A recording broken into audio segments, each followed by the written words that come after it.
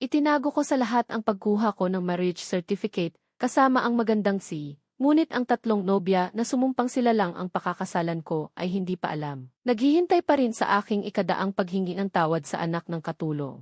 Ang tatlo ay nagkasundo na ipahayag ang kanilang damdamin sa akin sa araw na iyon, ngunit sa totoo, sa tuwing pinapanigan nila ang anak ng katulong, gusto lang nila akong inggitin at bigyan ng krisis. At pagkatapos ay pumili ng isa sa kanila bilang asawa ng mabilis, ngunit nang makita nila ang maliit na pulang libro sa aking kamay, ang tatlong dalagang malamig at mamahalin na karaniwan ay lubos na nag-alala. Ang marriage certificate ay may natitira pang init, nakasulat doon ang kanyang pangalan na Shenzi. Tungkol sa kanya, maliban sa pangalan, wala akong alam. Tinitigan ko ang maganda at pino na babaeng nasa harapan ko, at pagkaraan ng ilang sandali ay nagtanong ako. Kailan ang kasal? Ako ay medyo nagmamadali. Tiningnan niya ako at sinabi, pagkalipas ng kalahating buwan, bigyan mo ako ng kaunting oras upang maghanda. Hindi mo na kailangan mag-alala sa lahat ng detalye ng kasal. Kailangan mo lamang pumunta sa aking bahay sa araw ng kasal para sunduin ako. Umiti ako ng bahagya at tumango. Hihintayin mo akong sunduin ka. Ang kanyang pulang labi ay gumalaw na parang may sasabihin pa, ngunit naputol ito ng isang tawag sa telepono. Ibinaba niya ang telepono at may kaunting pasensyang sinabi, pasensya na, may kailangan akong gawin, kailangan kong umalis muna. Matapos makuha ang aking naintindihan na tingin, sumakay si Shenzi at umalis. Sa daan pabalik sa tahanan ng pamilya Xia. Ako ay medyo naguguluhan pa rin, ako ay nagtagumpay sa loob lamang ng 10 minuto at nagpakasal sa isang estranghero. Kinabukasan, sa hapunan ng pamilya, ang mga magulang ni Xia ay muling nag-usap tungkol sa aming kasal. Ang ina ni Xia ay may malambot na mukha na tumingin sa akin, Hao Chen, kahapon ay iyong kaarawan. Sino ang napili mong pakasalan? Nakapili na ako ng venue para sa iyong reception, naghihintay na lang na idaos ang kasal ninyo. Pagkasabi niyon, ang tatlong magkakapatid ay tumahimik at ang hapagkainan ay naging patay na katahimikan. Ito ang panganay na dalaga. Ang magandang tinig ni Xia Yuyan ay tumunog, kahapon ay mailagnat si Hui Jing, kaya hindi ako pumunta. Ang pangalawang kapatid na si Xia Wanlin ay may tamad na tinig, ako ay abala sa pag-aalaga kay Hui Jing, kaya hindi rin ako pumunta. Ang nakababatang kapatid na si Xia Oxiao ay sumunod na nagsalita. Wala rin akong oras pumunta. Hindi pa naman pumipili si Hao Chen, kaya pag-usapan na lang natin ang kasal sa ibang pagkakataon.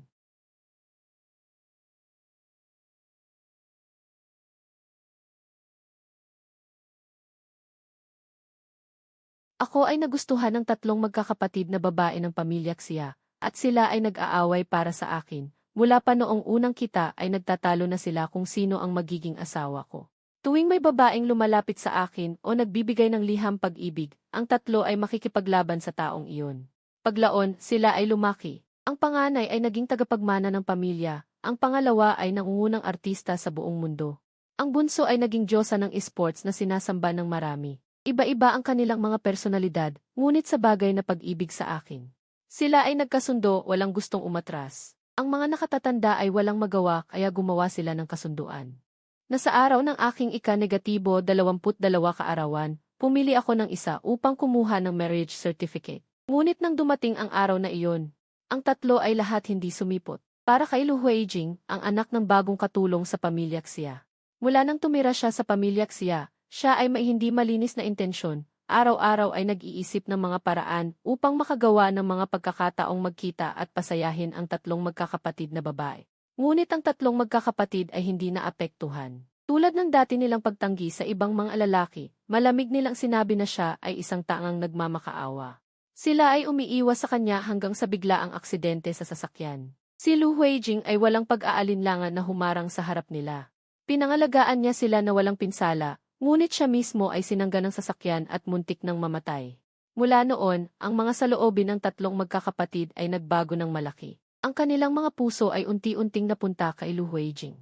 Kahit para kay Lu Huijing, nagsimula silang saktan ako ng paulit-ulit. Ngunit okay lang.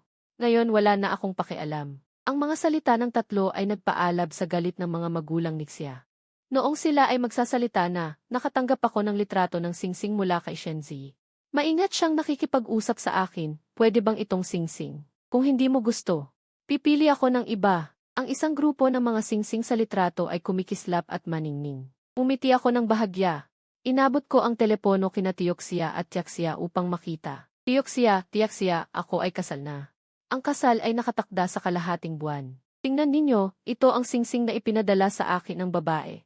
Gusto ko ito. Ang salitang totoo ay lumabas sa aking bibig nang hindi sinasadya. Si Xiaoyan ay nagmukhang malamig. At malamig na nauna sa pagsasalita, tama na, kung minsan ay nagbibiro ka lang. Ngayon sa harap ng ating mga magulang, magbibiro ka pa ba? Ang ngiti sa mukha ni Xiaowanlin ay biglang nawala. Hao Chen, paulit-ulit. Ang ganitong biro ay wala ng saysay. Si Xiaoxiao ay naiinip na inilapag ang kanyang chopstick. 2 beses mo nang sinabing ikaw ay kasal. Ngunit paano iyon mangyayari? Sa iyong drawer ngayon ay may isang liham pag-ibig pa. Nang marinig ito, biglang nagbago ang mga mukha ni Xiaoyan at Xiaowanlin, agad na nawala ang kanilang kalmado. Kinabahan nila siya at hinawakan, anong liham pag-ibig? Para kanino? Si Xiaoxiao ay nagtatangkang lumaya mula sa kanilang mga kamay. Umalis at may panlalait na tinig na nagsabi, hindi ko naman binuksan, paano ko malalaman? Nakikinig sa kanilang pag-uusap, ako ay napangiti nang may pangungutya sa sarili. Sumulat nga ako ng isang liham pag-ibig noon. Sa 3 taong ito, mayroon talaga akong nagustuhan. Bago pa man kumuha ng marriage certificate kahapon. May napili na ako noon pa. Ngunit ngayon wala nang saysay na sabihin pa. Kumibot ang aking labi, malapit nang magsalita. Si Lu Huijing, natahimik sa mesa, biglang napasigaw, Master Jiang, itong singsing mo di. Iyong larawan nakuha sa internet, di ba? Ang pares ng singsing na ito ay nakita ko sa magazine, isa lang sa buong mundo. Natatangi at napakahalaga. Anong klaseng tao ba ang pinakasalan mo? Nalito rin ako. Medyo naguluhan ang isip ko. Hindi ko inaasahan na ang singsing na ito ay napakamahal. Tungkol naman sa pagkatao ni Shenzi, hindi ko alam at hindi ko rin alam kung paano ipaliwanag. Magsasalita pa lang ako. Ngunit biglang nagdala si Inang Lu ng isang palayok ng mainit na sabaw. Pagkatapos makipagpalitan ng tingin kay Lu Huijing, bahagyang tumango siya na halos hindi napansin. Pagkatapos, nagkunwari siyang nadulas ang kamay at hindi nakatayo ng maayos. Ang buong palayok ng mainit na sabaw ay natapon. Si Xiaoyan, Xiaowanlin at Xiaoxiao ay napasigaw. Mag-ingat! Lahat ay mabilis na nagtanggol kay Lu Huijing, takot na baka may isang patak ng mainit na sabaw na masunog siya. Ang kumukulong sabaw ng manok ay natapon lahat sa akin. Bigla akong napahinga ng malamig na hangin. Ang buong balat ko ay namula sa paso. Sa sakit, nanginginig ang labi ko. Nang makita ang pagmamalaki sa mata ni Inang Lu, bigla kong naunawaan at nagsalita ng nanginginig. Sinadya mo ito. Sa narinig, natigilan muna si Inang Lu, pagkatapos ay biglang bumagsak ang luha. Master Jiang, ano po ang sinasabi ninyo? Paano ko po ito sinadya? Alam kong kasalanan ko ito at nasunog kayo. Ngunit hindi ninyo ako dapat paratangan ng ganyan. Nang makita ang ina na pinapahiya, si Lu Huijing ay mabilis na lumabas mula sa pagsasama-sama ng 3 magkakapatid at matatag na humarang sa harap ni Inang Lu. Namumula ang mata, sinabi niya, Master Jiang, kami ng aking ina ay mahirap, ngunit mayroon kaming dignidad at tapang. Hindi namin hahayaan na insultuhin kami ng ganito. Dahil sinabi mo iyan, aalis na lang kami. Lumingon siya at hinawakan ang kamay ni Inang Lu, sabay silang lumabas. Nang makita ang kanilang mga likuran na umaalis, si Xiaoyan ay tumingin sa akin na puno ng kawalang kasiyahan. Galit na sabi, si Lu Huijing ay nagtatrabaho ng walang reklamo. Nagkamali lang siya sa pagtapon ng sabaw, sinabi mong sinadya niya. Hindi ka ba pwedeng maging hindi ganito ka makasarili? Si Xiaowanlin ay nagkunot din ng noo, tumingin sa akin nang may pagkadismaya. Si Huijing ay napakabait. Ang karakter ni Lu Huijing ay katulad niya, paano siya gagawa ng ganyan? Si Xiaoxiao ay sumigaw ng hindi sumasang-ayon. Tama nga, ngunit hindi mo pinansin ang aming damdamin. Malamig niya akong tiningnan. Pagkatapos, sunod-sunod silang tumakbo palabas para habulin si Lu Huijing. Hanggang sa umalis silang 3, saka ko naramdaman ang sakit sa aking katawan. Ang malaking bahagi ng balat ay masakit na parang nasusunog. Ang mga magulang na sinaksia ay natakot, agad na tumawag ng driver para ihatid ako sa ospital. Pagkagising ko, binuksan ko ang aking mga mata. Ang unang nakita ko ay ang mga magulang na sinaksia na nagbabantay sa tabi ng kama. Nang makita akong gising, si Inang Xia ay tuwang-tuwang pinunasan ang kanyang luha at mahigpit na hinawakan ang aking kamay. Agad siyang humingi ng tawad, Hao Chen, napanood namin ang kiki. Si Mama Lu talaga ay sinadya ito. Alam naming malalim ang kanilang balak, pero hindi namin inakala na ganito kalalim. Huwag kang mag-alala. Tiyak kong papagbibigyan kanila ng paliwanag, at ipapakita sa kanila ang tunay na mukha ni Lu Huijing. Mabuting bata. Huwag kang magsabi ng mga galit na salita tulad ng kasal na. Umiling ako. Tiyak siya, hindi ito galit na salita. Talaga akong may asawa na. Pagkatapos ay kumuha ako ng bank card na inihanda ko na mula sa aking bag. Inilagay ko ito sa kamay ni Inang Xia. Tiyak Xia, ito ang perang naipon ko sa mga nakaraang taon bilang bayad sa mga taon na gasto sa pamilya Xia. Pagkatapos ay kumuha ako ng isang antigong singsing. Ito ang ibinigay ninyo sa akin dati. Ito ay pamana ng pamilya Xia, sinabi na para lamang sa magiging manugang. Ngunit ngayon hindi na ito sa akin. Pakibalik na lang ninyo ito. Nang makita ito, napagtanto ni na tatay at nanay Xia na seryoso ako. Paulit-ulit na tinanong ni tatay Xia, Hao Chen, talaga bang may asawa ka na? Huwag mo kaming dayain. Matatag akong tumango. Talaga akong may asawa na. Matagal na katahimikan, pagkatapos ay sunod-sunod na bumuntong hininga sina tatay at nanay Xia. Ang tatlo naming anak na babae ay walang swerte. Paumanhin sa iyo, sabi nila at tinanggap ang pamana, ngunit tumanggi silang tanggapin ang bank card. Sinabi ni Nanay Xia, Hao Chen, pakinggan mo kami. Itago mo ang perang ito sa iyong tabi. Kung sakaling may mangyari, magagamit mo ito. Muli kong itinulak ang bank card. Tiyak Xia. Kung hindi ninyo tatanggapin ang perang ito, hindi ako mapakali. Maraming mana ang iniwan sa akin ng aking mga magulang, hindi ko lang ginagalaw. Sa paano man, nakatira ako sa pamilya Xia ng maraming taon, itinuturing ko na kayong mga magulang ko. Kapag ikinasal ako, kailangan ko pa rin ang tulong ninyo sa pag-ayos. Lubhang walang magawa sina tatay at nanay Xia, kaya tinanggap na lang nila. Sa 2 araw na pag-ospital, ang tatlong magkakapatid ay hindi man lang ako binisita. Hindi na kinaya ni na tatay at nanay Xia, nalaman nila mula sa mga katulong sa bahay. Napatuloy nilang inaaliw si Lu Huijing ng mas masigla. Hao Chen, maghintay ka sa ospital. Tatawagin namin ang mga bastos na babaeng iyon para alagaan ka. Kahit papaano, kapatid ka nila. Hindi man lang tumingin sa iyo, ano iyon? Umiling ako. Tiyak Xia, hindi na kailangan. Sapat na kayo ang kasama ko. Nang makitang ganoon talaga ang iniisip ko, napilitan silang tumigil. Nang lumabas ako ng ospital at umuwi, nakatanggap ako ng tawag mula kay Shenzi. Sa kanyang malamig na boses ay mailambing. Nagpagawa ako ng isang set ng suite. Naipadala na sa iyong bahay. Medyo nagulat ako, pero may kasiyahan sa puso ko. Pag-uwi ko, pagbukas ng pinto, nakita ko ang isang magandang high-end suite na may matipunong hugis at may borda ng kamay. Ang mga manggas ng suite ay may mga asul na hiyas na nagpapakita ng kagandahan at karangyaan. Ang tanging kapintasan ay ang suite na ito ay suot ng gwapong si Lu Huijing. Nakasuot ng suite, masayang nagtanong si Lu Huijing, Yuyan, Wanling, Xiao, ano sa tingin ninyo? Bagay ba sa akin ang suite na ito? Sunod-sunod na puri ng tatlo, hindi mapigilan ang ngiti ni Lu Huijing at medyo nahiya sa sobrang puri. Sa pagkakita ko, ang galit ko ay sumiklab, parang apoy na kumakalat sa aking katawan. Mabilis akong lumapit kay Lu Huijing at sinabi ng mahigpit, Lu Huijing, ito ang suite ko. Sino ang nagpahintulot sa iyo na buksan at isuot ito ng walang pahintulot? Hindi mo ba alam na ang pagkuha ng hindi nagtatanong ay pagnanakaw? Hubarin mo agad ang damit. Natakot si Lu Huijing at nanginginig. Nalulungkot na sinabi, hindi ko alam na sa iyo ito. Gusto ko lang subukan dahil maganda ito. Paumanhin, Ginoong Jiang, hindi ko sinasadya, sabi ni Lu Huijing. Pero hindi siya kumilos, hinaplos pa niya ang hiya sa manggas. Pinipigilan ko ang galit.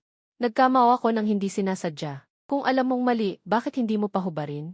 Mahigpit pa ring hinawakan ni Lu Huijing ang manggas at nag-aatubiling sabi, hindi pa ako nakakasuot ng ganito kagandang suite, Ginoong Jiang. At saka hindi ka naman magpapakasal, maaari mo ba itong ibigay sa akin? Galit na sabi ko. Bingi ka ba? Sinabi ko nang magkakaroon ako ng kasal. Ito ang suite ko para sa kasal. Ang pagsuot mo nito ay paglapastangan. Nagulat si Lu Huijing, nakita ang kanyang malungkot na mukha. Naawa si Xia Yuyan, Xia Wanling at Xia Xiao. Tumingin si Xia Yuyan sa akin at kinusot ang noo. Tama na, isa lang namang suite. Hindi ka naman talaga magpapakasal. Bumili ka lang para lokohin kami. At lalo ka pang nagpapakatotoo, inis na sabi ni Xia Wanling. Nga, gusto mo lang kaming inggitin. Sinabi na namin sa iyo ang trick na ito noong nakaraan. Sinabihan ka ng huwag gamitin pero lalo ka pa at nagiging adik. Iniabot ni Xia Xiao ang isang black card sa akin. Isang props lang ito para sa pag-arte. Kung gusto ni Huijing, ibigay mo na sa kanya. Saan mo ito binili? Bibigyan kita ng pera, sabi niya. Huminga ako ng malalim, sobrang wala nang masabi. Sasabihin ko sa huling pagkakataon, hindi ito props. Talagang magpapakasal ako. At ito ay dinevelop ng aking asawa, napaka-espesyal. Dapat hubarin ito ni Lu Huijing at ibalik sa akin. Nang marinig ng tatlong magkakapatid ang salitang asawa, nagalit sila at gustong magsalita, pero si Lu Huijing ay nagsalita ng may pagkukunwari. Yuyan, Wanling, Xiao, huwag kayong mag-away para sa akin. Hubarin ko na lang ito, hindi ba? Pagkasabi, nagmamadaling pumasok sa kwarto na malungkot. Nang lumabas, ang suit na dala ay sira-sira na. Nakatingin sa akin ng mahiyain, pero may kislap ng kasikatan sa mata. Paumanhin, Ginoong Jayang. Nung hinubad ko, hindi sinasadyang nasira ko ito. Tiningnan ko ang halatang hiwa. Galit na galit, sinasabi mo bang nasira mo ito ng hinubad mo? Talagang sinadya mo iyan. Nakayuko si Lu Huijing, hindi ko talaga sinasadya. Paumanhin, Ginoong Jayang. Magkano? Babayaran ko na lang. Akmang magalit ako, ngunit hinilanik sa Yulian si Lu Huijing at sinabi ng mahigpit, tama na. Hanggang saan ka pa mag-aartista? Sige, kung sinabi mong ito ay dinevelop ng iyong asawa. Tawagan mo siya, tanungin kung magkano. Ako ang magbabayad. Sumang-ayon din si Xia Wanling at Xia Oxiao. Tawagan mo na ang asawa mo ngayon. Ang layunin ng tatlo ay patigilin ako sa komedyang ito. Araw-araw naririnig ang kasal, sing-sing, asawa mula sa akin, kahit alam nilang nag-aartista ako, hindi nila mapigilan ang galit. Pakiramdam nila mababaliw na sila. Ngayon, kailangan lang nila akong ilantad para hindi ko napaglaruan ang bagay na ito. Pero sa halip, pinilit kong sabihin ang kisige sa pamamagitan ng ngipin. Pagkatapos, sa harap ng lahat, tinawagan ko ang numerong nakasave bilang pi-asawa. Mahaba ang tugtog ng tawag, walang sumasagot. Ang puso ng tatlong magkakapatid ay biglang tumaas, natatakot na seryoso ako. Hanggang sa hindi nasagot ang tawag. Si Xia Yuyan ay nagtago ng bahagyang ngiti, hindi ba kayo nag-usap ng maaga? Si Xia Wanling ay napabuntong hininga ng maluwag. Nagpakita ng ngiti, akala ko may magagawa kang kakaiba. Sabi ni Xia Oxiao nang walang pakialam. Sige, bigyan ka namin ng tig 10 milyon, bilhin na lang namin ang suite na ito. Lumingon sila para aliwin si Lu Huijing. Huwag kang malungkot, Huijing. Bibilhin namin ang anumang gusto mo. Dahan-dahang hinila niya ang kamay ni Lu Huijing at lumabas. Sumunod ang dalawa. Pagkaalis nila, biglang nag-vibrate ang telepono ko. Si Shenzi ay nag-text, nasa meeting, tatawag ako mamaya. May emergency ba? Mabilis kong tinatype ang sagot, huwag, abala ka. Gusto ko lang sabihin sa iyo. Pasensya na, ang tuksedo na iyon ay hindi sinasadyang nasira. Hindi ko ito naprotektahan ng maayos. Mabilis siyang sumagot, wala iyon, magpapagawa ako ng bago at ipapadala ko sa iyo. Dumating sina tatay at nanay siya sa bahay, nakita ang pinutol na tuksedo, at biglang nagbago ang kanilang mga mukha. Nang malaman ang buong kwento, lalong umitim ang kanilang mga mukha. Galit na sinabi ni nanay siya. Sa simula, naawa ako kay Nanay Lu, isang balo at anak, naisip ko na mahirap para sa kanila, kaya pinayagan ko silang manirahan sa bahay at magtrabaho. Ngayon, tila hindi maganda ang pagkatao ng mag-ina. Katiwala, tanggalin mo sila. Isipin na lang na ito ay para kay Hao Chen. Sabi niya habang hinawakan ang aking kamay at malumanay na sinabi, Hao Chen, huwag kang mag-alala. Nandito kami, hindi ka namin papayagang magdusa. Tahimik akong nagpasalamat, at umalis na dala ang tuksedo. Kahit na ano, ito ay personal na dinisenyo para sa akin ni Shenzi. Kailangan kong gawin ang lahat para maayos ito. Mabilis ang katiwala, nang bumalik ako, si Lu Huijing at Nanay Lu ay inutusan na paalisin sa bahay ng Xia. Huminahon ako, iniisip na sa wakas ay magkakaroon ako ng mapayapang panahon. Ngunit nang pumasok ako sa kwarto, nakita kong gulo-gulo ang lahat. Hindi na kailangan pang isipin. Ito ay tiyak na gawa ni Lu Huijing, siya lang ang gagawa ng ganitong maliit na laro. Malapit ko nang ayusin. Biglang may narinig na yapak sa labas ng pinto. Tatlong magkakapatid na babae ang biglang nagtulak ng pinto at pumasok. Mahigpit na hinawakan ni Xia Yuyan ang aking pulso.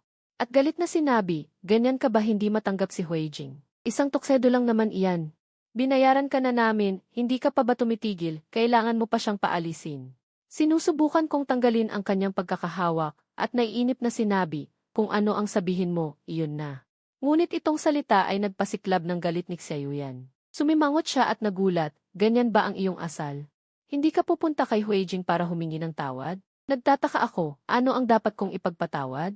Si Xia Oxiao ay malamig ang mukha, hindi ako binigyan ng pagkakataong tumanggi, hinila ako palabas. Sumama ka sa akin para humingi ng tawad. Sa wakas hindi ko na napigilan, inalis ko ang kanyang kamay.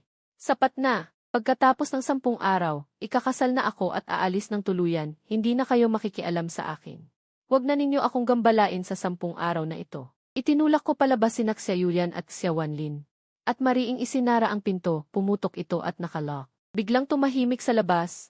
Wala nang ingay. Matagal pagkatapos, narinig ko ang malamig na tinig ni Xia Oxiao. Hawkshen, huwag ka nang magpanggap, hindi ka namin paniniwalaan. Sumandal ako sa pinto. Pakiramdam ko sobrang pagod na. Kahit maniwala sila o hindi, kasal na ako. Wala na akong pakialam. Si Xiaoyan ay nakasuot ng maayos na fitted na palda na tuksedo, may hawak na mikropono. At ang kanyang mga mata ay nagliliwanag ng malambot na ngiti. Si Huijing ay isang mahalagang pangalan, siya ay dumating sa aking buhay. At ako ay labis na natuwa. Sandaling katahimikan, natauhan ang lahat. At biglang sumigaw ng malakas. Nagtanong ang mamamahayag ng excited, Ginoong Xia. Sino si Ginoong Huijing para sa iyo? Siya ba ang iyong iniibig? Gusto mo bang ipahayag ang iyong pag-ibig gamit ang alahas na ito? Bago pa siya sumagot, tahimik kong pinindot ang remote at pinalitan ang channel. Sa awarding ceremony ng Economic Award, seryosong inanunsyo ng host. Siya ay marahan at elegante na tumayo sa entablado. Medyo nakangiti ang kanyang mga labi. Labis akong nagpapasalamat na makuha ang parangal na ito. Bukod sa pagpapasalamat sa producer at sa aking pamilya. Gusto kong magpasalamat sa isang espesyal na tao. Ang kanyang pangalan ay Lu Huijing. Sa proseso ng paggawa ng pelikula, binigyan niya ako ng maraming lakas at tulong. Gusto kong ibahagi ang parangal na ito sa kanya. Sa susunod na sandali, sa gitna ng hiyawan ng lahat, si Xia Wanling ay bumaba sa entablado, hinawakan ang isang mahaba at pino na kamay at muling umakyat. Pagkakita nito, walang pag-aalinlangan kong pinindot muli ang remote. Sa finals ng esports competition, lahat ay naghihintay ng may pigil na hininga. Sa wakas, ang koponan ni Xiaxia Oxiao ay nanalo sa pamamagitan ng tiyak na bentahe, naging kampiyon ng paligsahan. Bilang kapitan, pinamunuan ni Xiaxia Oxiao ang kanyang koponan sa entablado para tumanggap ng tropeo. Sa sandaling makuha niya ito, umiti siya ng malaya sa kamera, hinalikan ang tropeo, at pagkatapos ay ang masayang tinig ay kumalat sa buong mundo sa pamamagitan ng screen. Lu Huijing, nakita mo ba? Nanalo ako ng tropeo na ito, para sa iyo ito. Mula ngayon, hindi ka na mag-iisa, mayroon akong magpoprotekta sa iyo. Pagkatapos, ang cellphone na nasa sopa ay umuga ng bahagya. Binuksan ko ito at nakita na ito ay mula kay Lu Huijing. Ginoong Jiang, nakita mo ba? Umalis sa bahay ng Xia, magiging maayos pa rin ang buhay namin ng aking ina. Binigo kita. At isinama niya ang ilang mga larawan, mga screenshots ng tatlong magkakapatid na babae na tinatawag ang kanyang pangalan. Umiti ako ng malamig, hindi ko pinansin. Ding-dong, biglang may nag-doorbell. Binuksan ko ang pinto. At nakita ang isang kabataang babae na nakapropesyonal na damit sa labas. Magandang araw, Ginoong Jiang, ako ang assistant ni Ginoong Shen. Tawagin mo na lang akong Xiao Zhang. Iniutos ni Ginoong Shen na dalhin kita upang makita ang bahay kasal. May oras ka ba ngayon? Narealize ko ito at agad na nagsabi, hayaan na lang si Shen Zi ang magdesisyon, okay lang sa akin ang kahit ano. Umiling naman si Assistant Zhang at mariing sinabi, Jivil Jiang. Sinabi ni Boss Shen, simula ngayon ikaw na ang lalaki ng bahay na ito, dapat mong piliin ang estilo na gusto mo. Nang marinig ito, natigilan ako at tumango. Pagbaba ko ng sasakyan. Dinala ako ng assistant sa Mantingfang at tumayo sa harap ng pinakamalaki at pinakamaringgal na villa. Ipinakilala niya sa akin, Jivil Jiang, ito ang unang napili ni Boss Shen. Tahimik at maganda ang kapaligiran dito. Pero nang tingnan ko lang ang ilang pahina, nagulat ako ng matuklasan. Ang layout dito ay eksaktong kapareho ng layout ng bahay na pinapangarap ko. Labis akong nasiyahan dito. Nang gusto ko nang magdesisyon na dito na, narinig ko ang boses ni Lu Huijing. Yuyan, Wanling, Xiao Xiao, napakalaki at napakamahal nito, hindi ba sobra na bilhin ito para sa akin? Hindi, ikaw at si Tita Lu ay dapat ding magkaroon ng matitirhan at malapit ito sa bahay. Pwede ka naming puntahan kahit kailan. Basta para sa iyo ito. Kahit gaano ka mahal ay hindi magiging mahal. Huijing, pumayag ka na. Ang inuupahan mong bahay ngayon ay sira-sira at luma. Gusto mo ba kaming mabahala hanggang mamatay? Nang marinig ito, napangiti si Lu Huijing, puno ng damdamin ang kanyang mga mata. Kasalanan ko ito. Kung hindi ko lang nagalit si Master Jiang, hindi siya magsusumbong kay Ginoo at Ginang.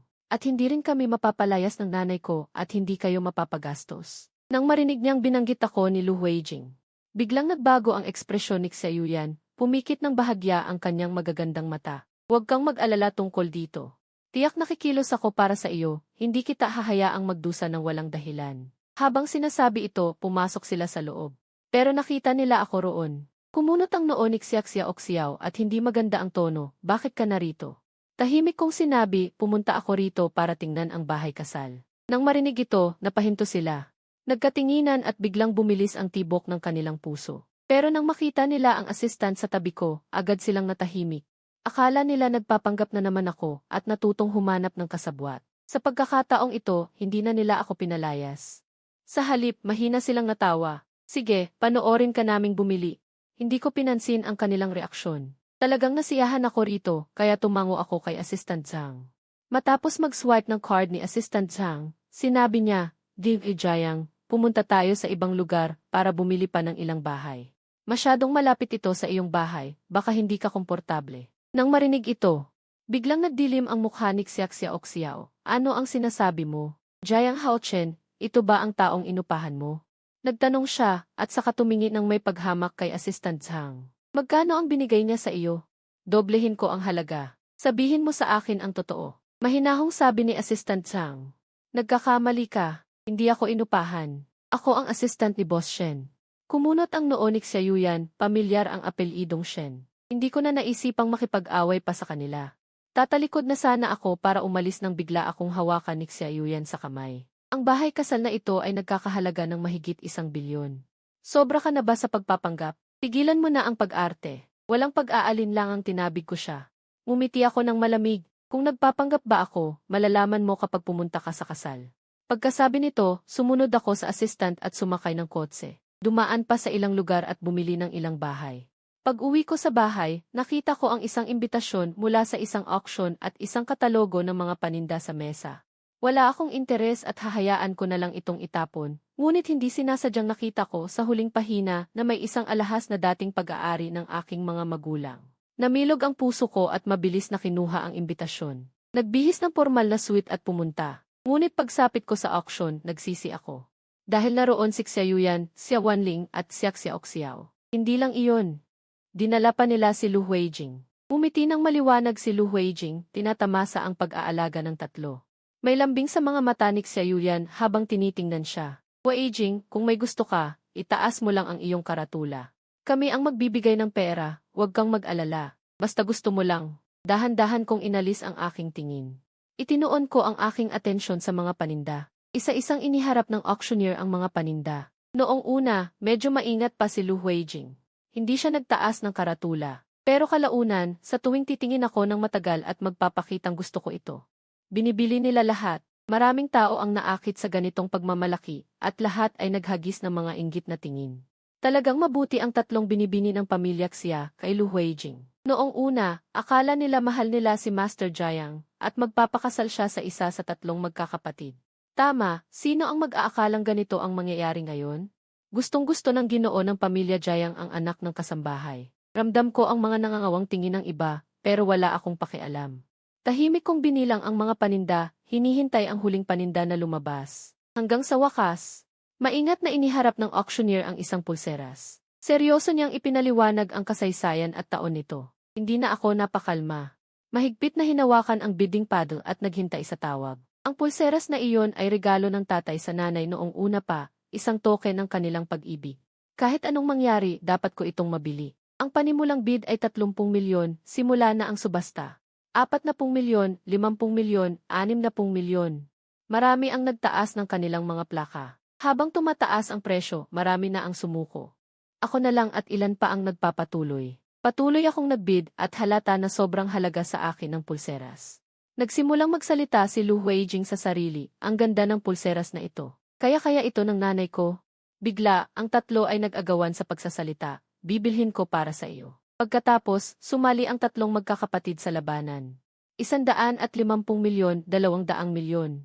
Nang makita ito, ang aking puso ay lumubog. Alam na alam nila kung ano ang kahulugan ng pulseras na ito para sa akin. Noong nawala ang token ng pag-ibig ng aking mga magulang, sobra akong nalungkot. Nang malaman ito ng tatlo, agad nilang iginuhit ang disenyo ng pulseras, nag-agawan sila na pasayahin ako. Sinabi nila sa akin, Haochen, huwag ka nang malungkot, okay? Sama-sama nating hanapin. Isang araw ay mahahanap natin ito. Kahit anong halaga, ibabalik natin ito sa tamang may-ari. Ngunit ang pangako noon ay naging isang biro ngayon. Habang tumataas ang presyo, halos umabot sa hindi mailarawang halaga, 15 milyon. Tiningnan ko ang aking ipon. Hindi na sapat. Kung pipilitin ko, hindi lang maubos ang lahat ng mana mula sa aking mga magulang. Kailangan ko pang mangutang. Habang nag-aalangan, gumawa si Xiaoyan ng senyas ng pagsindi ng parol. Biglang nagkagulo ang buong lugar. Ibig sabihin, kahit anong halaga ng susunod na bid, siya ang magbibid hanggang sa huli. Hanggang sa mabili niya ito. Sa sandaling iyon, tuluyan nang namatay ang aking pag-asa. Hindi ko na mabibili ito. Nang ibigay ang pulseras kay Lu Huijing, tumingin siya kay Xia Yuyan ng puno ng pagmamahal. Yuyan. Salamat, napakabuti mo sa akin. Dito, nagpakitang hindi pumayag si Xia Wanlin. Huijing, may pera rin ako. Kung hindi lang siya nauna, mabibili ko rin ito para sa iyo. Inabot ni Xia Oxiao ang kanyang card. Ate, ibibigay ko sa iyo ang pera para sa pulseras, para ibigay mo sa akin ang pagkakataon na pasayahin si Huijing. Inabot din ni Xia Wanlin ang kanyang card. May pera rin ako. Ate, hayaan mo na lang ako. Habang nag-aagawan ang mga ito, nagkunwaring hindi mahawakan ni Lu Huijing ang pulseras. Nahulog ito sa sahig at tumunog ng malutong. Bigla itong nabasag. Sa sandaling iyon, ang aking puso ay sumabay na nabasag. Malungkot na sabi ni Lu Huijing. Ay, hindi sinasadyang nabasag. Alam kong sinasadya ito ni Lu Huijing, ngunit wala akong magawa. Dahil ito ay ang pulseras na napanalunan ni Xia Yuyan para kay Lu Huijing sa pagsindi ng parol, pag-aari na niya ito. Namula ang aking mga mata, parang baliw akong dumaan sa mga tao, yumuko sa lupa ng tunay na tunay. Pinulot ang lahat ng piraso ng pulseras. Tumingin ako kay Lu Huijing.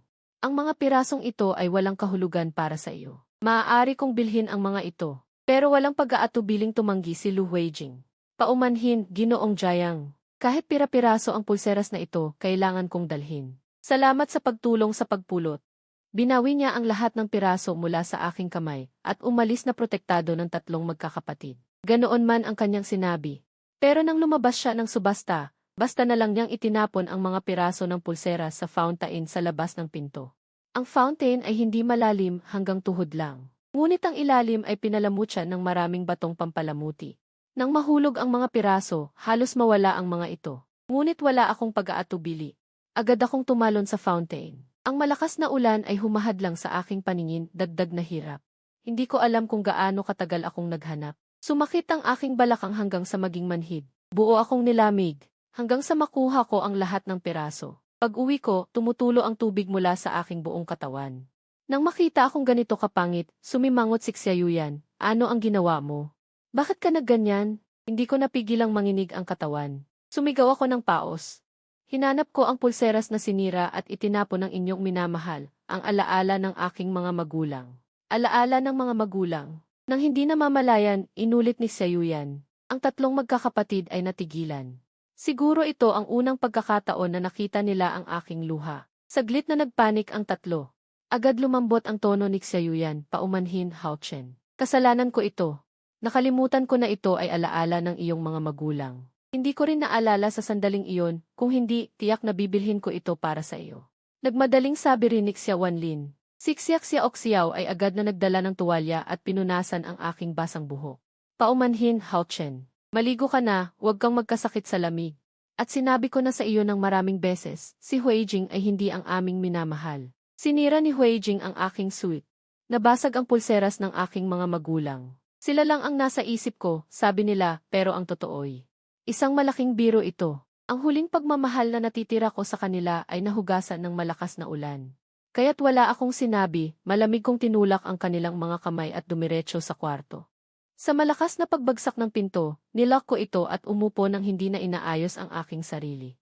Tumingin sa litrato ng aking mga magulang sa mesa, sinubukan kong pagsama-samahin ang pulseras, ngunit wala akong magawa. Ang nawasak ay nawasak na, hindi na maibabalik sa dati. Kinaumagahan, namumula ang aking mga mata nang buksan ko ang pinto. Ngunit nakita ko ang tatlong magkakapatid na nakatayo sa labas. Patuloy akong naghintay nang makita nilang lumabas ako. Isa-isa nilang inabot ang mga kahon ng pulseras, sabay sabing pinuntahan namin ang buong lungsod para maghanap ng mga katulad na pulseras. Huwag ka nang malungkot, okay? Ngunit hindi ko man lang sila pinansin. Hindi na kailangan. Ang mga iyon ay hindi pamana ng aking mga magulang. At ito ay sarili kong bagay. Kaya huwag na kayong mag-abala, mga kapatid. Nang makita nila ang aking lamig, bigla silang nag-alala. Si Xia Yuyan ay napabuntong hininga, sabay sabing, kailangan mo bang maging ganito kalayo sa amin? Alam mo naman kung ano ang nararamdaman namin para sa iyo. Si Xia Yuyan at Xia Oxiao ay nagsalita ng sabay. Alam naming mahalaga sa iyo si Lu Huijing kamakailan. Iniligtas niya kami, siya ang aming tagapagligtas. At ginagawa namin ito para bayaran ang utang na loob. Ngunit iba ka, ikaw ang tunay naming gusto. Tunay na gusto. Nang marinig ko ulit ito, napatawa ako. Kung gayon, wag na ninyong abalahin ang inyong pagmamahal, mga kapatid. Dahil may asawa na ako. Akala nila nagbibiro pa rin ako tungkol sa kasal. Biglang nagdilim ang mukha ng tatlong magkakapatid. Ngunit nang magsasalita na sila, biglang tumawag si Lu Weijing. Naaksidente ako kanina habang nagpapalit ng bumbilya. Ang sakit, nag-alala ang tatlo. Ibinaba nila ang tawag at tumingin sa akin, sabay sabing, huwag mo nang biruin ang kasal. Kung hindi ka pa rin masaya, hahanap pa kami ng iba. Pagkatapos, sabay-sabay silang lumabas. 3 araw na ang lumipas, wala pa ring balita ang tatlong magkakapatid. Ngunit hindi nawawala ang mga mensahe ni Lu Weijing. Tiningnan ko lang ito at nagkunwaring hindi ko nakita. Abala ako sa pag-aayos ng lahat ng bagay na may kaugnayan sa kanila, kasama na ang liham pag-ibig na hindi ko na naipadala sa drawer. Lahat ng ito ay inihagis ko sa isang malaking palanggana, sinunog hanggang sa unti-unting kainin ng apoy. Habang paliit ng paliit ang mga bagay sa palanggana at lumalakas ang apoy, pakiramdam ko'y nawawala na ang lahat ng nakaraan. Nang dumating ang tatlong magkakapatid, nakita nila ang eksenang ito. Pakiramdam nila itumigil ang kanilang mga puso. Ano ang ginagawa mo? Sigaw ni Xiao. Nagmamadaling kumuha ng tubig para patayin ang apoy. Si Xia Yuyan at Xia Wanlin ay nagmamadaling naghanap ng mga bagay na magagamit para patayin ang apoy. Ngunit tahimik ko lang silang pinanood. Mabilis na kumalat ang apoy. Kahit na napatay ito, wala nang nasagip. Ang natira na lang ay isang palangganang abo at ilang pira-pirasong labi. Hindi makapaniwala si Xia Yuyan tumingin sa akin. Bakit mo sinunog ang mga bagay na ito? Sabi niya. Sinabi ko nang mag-aasawa na ako. Baka magkamali ang aking magiging asawa kung makita ang mga ito, kaya sinunog ko na lang lahat. Dahil sa aking lamig, nagulat ang tatlo, halos isipin na seryoso na ako. Ngunit pag-isip nila, mabilis nilang sinabi sa kanilang sarili, imposible. Hindi mag-aasawa si Hao Chen. Si Xia Yuyan ay may malamig na mga mata, nagpakita ng bahagyang paghamak. Sapat na ang pag-aarteng ito. Kung magpapatuloy pa, wala nang saysay. Tahimik ko lang silang pinanood at malamig na sinabi. Bukas ng alas 12, pakiusap, dalhin ninyo ang inyong mga sarili, mga binibini, para manood. Kinaumagahan, nagbihis na ako at handa nang sunduin ang aking nobya. Nakaupo sa tabi ko sina tatay at nanay Xia. Nang makita nila akong nakasuot ng pangkasal, napaiyak si nanay Xia. Siguradong bumisita ka sa amin pagkatapos ng kasal, sabi niya. Tumango ako at ngumiti habang hinahawakan ang kamay ni nanay Xia. Sa oras na iyon, may narinig kaming mga yabag mula sa itaas. Tumingin kami at nakita namin ang tatlong magkakapatid. Nang makita nilang handa na kaming umalis, agad silang tinawag ni nanay Xia. Tigil! Ngayon ang kasal ni Hao Chen, saan kayo pupunta? Nang makita ako ni Xia Yuyan na nakasuot ng pangkasal. May bahagyang paghanga sa kanyang malamig na mga mata, ngunit nagpanggap siyang malamig. Tatay, nanay. Magbiro-biro lang si Hao Chen sa amin. Bakit kayo naniniwala? Anong biro? Tunay ngang mag-aasawa si Hao Chen, hindi ba ninyo nakikita? Galit na sabi ni Tatay Xia, dilat ang mga mata. Ano kung nakita namin? Malamig na sabi ni Xia Yuyan. Nag-aarte na naman siya sa amin. Si Xiao ay parang walang pakialam. Kung gusto mong maglaro, lalaruin ka namin, sabi niya. Si Xia Wanlin ay malamig na tumingin sa akin. Ano itong eksenang ginagawa mo? Hindi ba kasalanan na kalahating buwan na ang nakalipas, hindi ka namin sinipot sa Civil Affairs Bureau? Tara na ngayon. Pumili ka ng isa sa tatlo. Kunot ang noo ko, gusto ko sanang magsalita, ngunit biglang tumawag si Lu Weijing. Umiyak siya nang hindi makahinga sa kabilang linya. Yuyan, Wanlin, Xiao. Naaksidente ang nanay ko. Ano bang gagawin ko? Si nanay lang ang tanging sandigan ko. Kung wala si nanay, ayoko nang mabuhay. Nang marinig ito, kung wala kayo, tiyak na magsisisi kayo. Nagtinginan ang tatlo, puno ng pagkainis ang mga mata. Si Hao Chen ay sa amin. Sino ang pakakasalan niya? Tatay, nanay, huwag kayong makipag-arte sa kanya. Kapag naayos na namin ang problema ni Weijing, saka kami magpapakasal kay Hao Chen. Pagkasabi, sunod-sunod silang lumabas. Habang pinagmamasdan ang kanilang mga likod na papalayo, galit na ibinagsak ng mga magulang ni Xia ang mga tasa. Magsisisi sila. Tiyak na magsisisi sila. Matapos umalis ang tatlong sasakyan, lumingon ako kina Ehinghi at Xia. Tito Xia, Tita Xia. Si Hao Chen ay mag-aasawa na. Niyakap ko ang dalawang matatanda, sa kahuling sulyap sa lugar na tinitirhan ko ng mahigit 10 taon. Sumakay ako ng sasakyan nang hindi na lumingon, upang simulan ang aking bagong buhay. Ang kasal ay idinao sa isang estate. Ang buong estate ay pinalamusya ng romantiko at maganda. Sa saliw ng masayang marcha ng kasal, nauna akong bumaba ng sasakyan. Inilatag ko ang aking palad sa harap niya. Buong tiwala siyang. Inilagay ang kanyang kamay sa aking palad, ibinigay sa akin ang kontrol, hinayaan akong akayin siya pasulong. Hindi gaanong marami ang mga bisita, ngunit halos lahat ay may kakaibang tindig. Marami ang mga taong bihirang makita kahit sa telebisyon. Ngunit dito, sila ay parang ordinaryo lamang. Ang lahat ng tingin na nakatutok sa akin ay mainit. Taos puso nilang binabati ang aming kasal. Tuloy-tuloy ang kasal. Sa sandaling matagumpay kaming nagpalitan ng singsing, agad na natahan ang aking puso. Ito ay hindi panaginip, may asawa na talaga ako. Magili na magkahawak bisig sina Ehimhi at Enrefxia. At nakatayo sa tabi, tahimik na nanonood, ang kanilang mga mata ay puno ng lambing. Sa gitna ng mga pagbati ng lahat, mahigpit kong niyakap si Shenzi, yumuko at hinalikan ang kanyang pulang labi. Kasabay nito, sa ospital, hindi sinasadyang pinindot ng tatlong magkakapatid ang kanilang dibdib. Nagtinginan sila, may pakiramdam na may mahalagang bagay na nawala sa kanila sa sandaling ito. Hao-chen, sabay-sabay na tawag ng tatlong boses, ang kanilang mga puso ay hindi mapakali. Hindi mapakali si Xiaoxiao Xiao na paupo at gusto nang umalis. Si Lu Huijing na may malungkot na mukha, ay hinawakan ang kanyang kamay at humikbing nagtanong, Xiaoxiao, nagmamadali ka ba?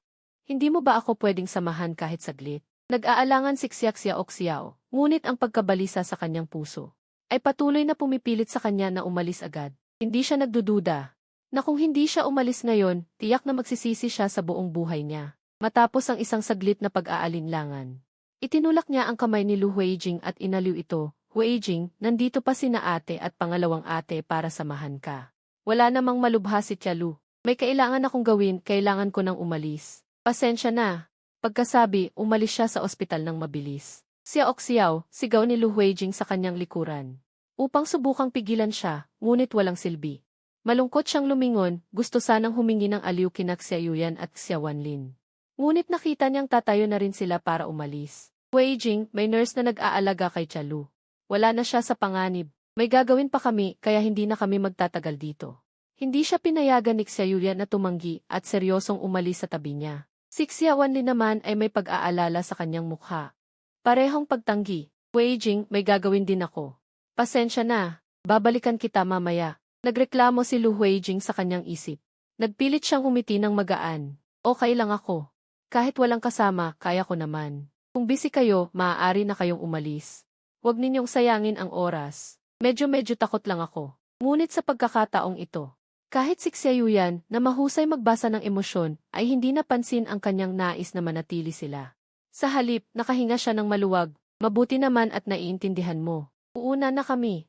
Pagkasabi, mabilis siyang umalis. Si Xiaowanlin ay wala na ring bakas. Nang makita na umalis na ang tatlo, galit si Lu Huijing, ngunit wala siyang magawa. Bumalik siya sa silid ng ospital. Nakita siya ng kanyang ina na nasa kama. Na siya lang ang pumasok at tinitigan pa ang pintuan. Ma, huwag ka nang tumingin. May mga kailangan sila, umalis na sila. Naupo si Lu Huijing sa tabi ng kama, walang lakas. Galit na tiningnan siya ng kanyang ina, puno ng pagkabigo. Hindi ba sinabi na dapat nating iwan ang tatlong magkakapatid na babae ngayong araw? Sino ba ang nakakaalam kung tunay na kasal si Jiang Haochen? O kasal na peke? Tiningnan ni Lu Huijing ang oras, alas negatibo 4 na ng hapon. Biglang kumalma. Ma, huwag kang mag-alala, kahit totoo man o peke ang kasal. Huli na ang lahat. Kung totoo, hindi na nila maabutan. Kung peke, naapakan na sila ng ganito. At darating din ang araw na magwawakas ang pag-ibig. Nang makita ang walang laman na bahay, natigilan si Xiaoyan, biglang kumabog ang kanyang dibdib. Agad naging maitim ang mukha. Pagpasok ni Hao Chen sa bahay, wala na ang dati niyang marangal na anyo. Hinanap niya ako sa lahat ng dako. Hindi nagpahuli ang dalawa pa. Siksyak si Xiao, namumula ang mga mata. Muntik nang baligtarin ang buong bahay. Sumisigaw siya ng paos, Hao Chen, wag mo akong biruin. Kasalan lang naman, di ba? Kunin na natin ang A, magparehistro na tayo. Ngayon na, naiintindihan na namin. Nakangiti si Xiaowanlin pero malamig ang kanyang mga mata. Tumayo siya sa harap ng kanyang mga magulang, nagtatanong ang hindi makapaniwala, Tay, nanay. Nasaan si Hao Chen? Itinago ba ninyo siya para pagsisihan namin? Hindi nakakatawa ang biro na ito. Tay, nanay, huwag ninyong hayaan si Hao Chen na magloko. Nakapili na ba siya ng ikakasal? Oras na para magbigay ng sagot. Ngumiti siya ng nanlilinlang sa sarili. Hindi makapaniwala ang mga magulang ni Xia na ang kanilang tatlong anak na babae ay magiging matigas ang ulo hanggang sa puntong ito. Isang sampal ang ibinigay niya sa mukha ni Xiaowanlin. Gago, Ang isang mukhang napakahalaga at walang katumbas na halaga ay walang awang pinamumugto ng sampal. Kung makikita ito ng kanyang mga tagahanga, malamang ay sobrang masasaktan sila. Pero parang walang naramdaman si Xiaoyan. Punasan lang niya ang dugong tumutulo sa kanyang labi. Tay, sinaktan mo na ako. Maaari mo na bang sabihin kung nasaan si Hao Chen? Hindi alam kung kailan tumayo si Xiaoyan at Xiao sa kanyang likuran, naghihintay ng sagot ng kanilang mga magulang. Isang malamig na tawa ang ginawa ng ina ni Xia. Inihagis niya ang cellphone sa kanilang mga mukha. Ha? Hindi ba kayo nagtataka kung nasaan si Hao Chen?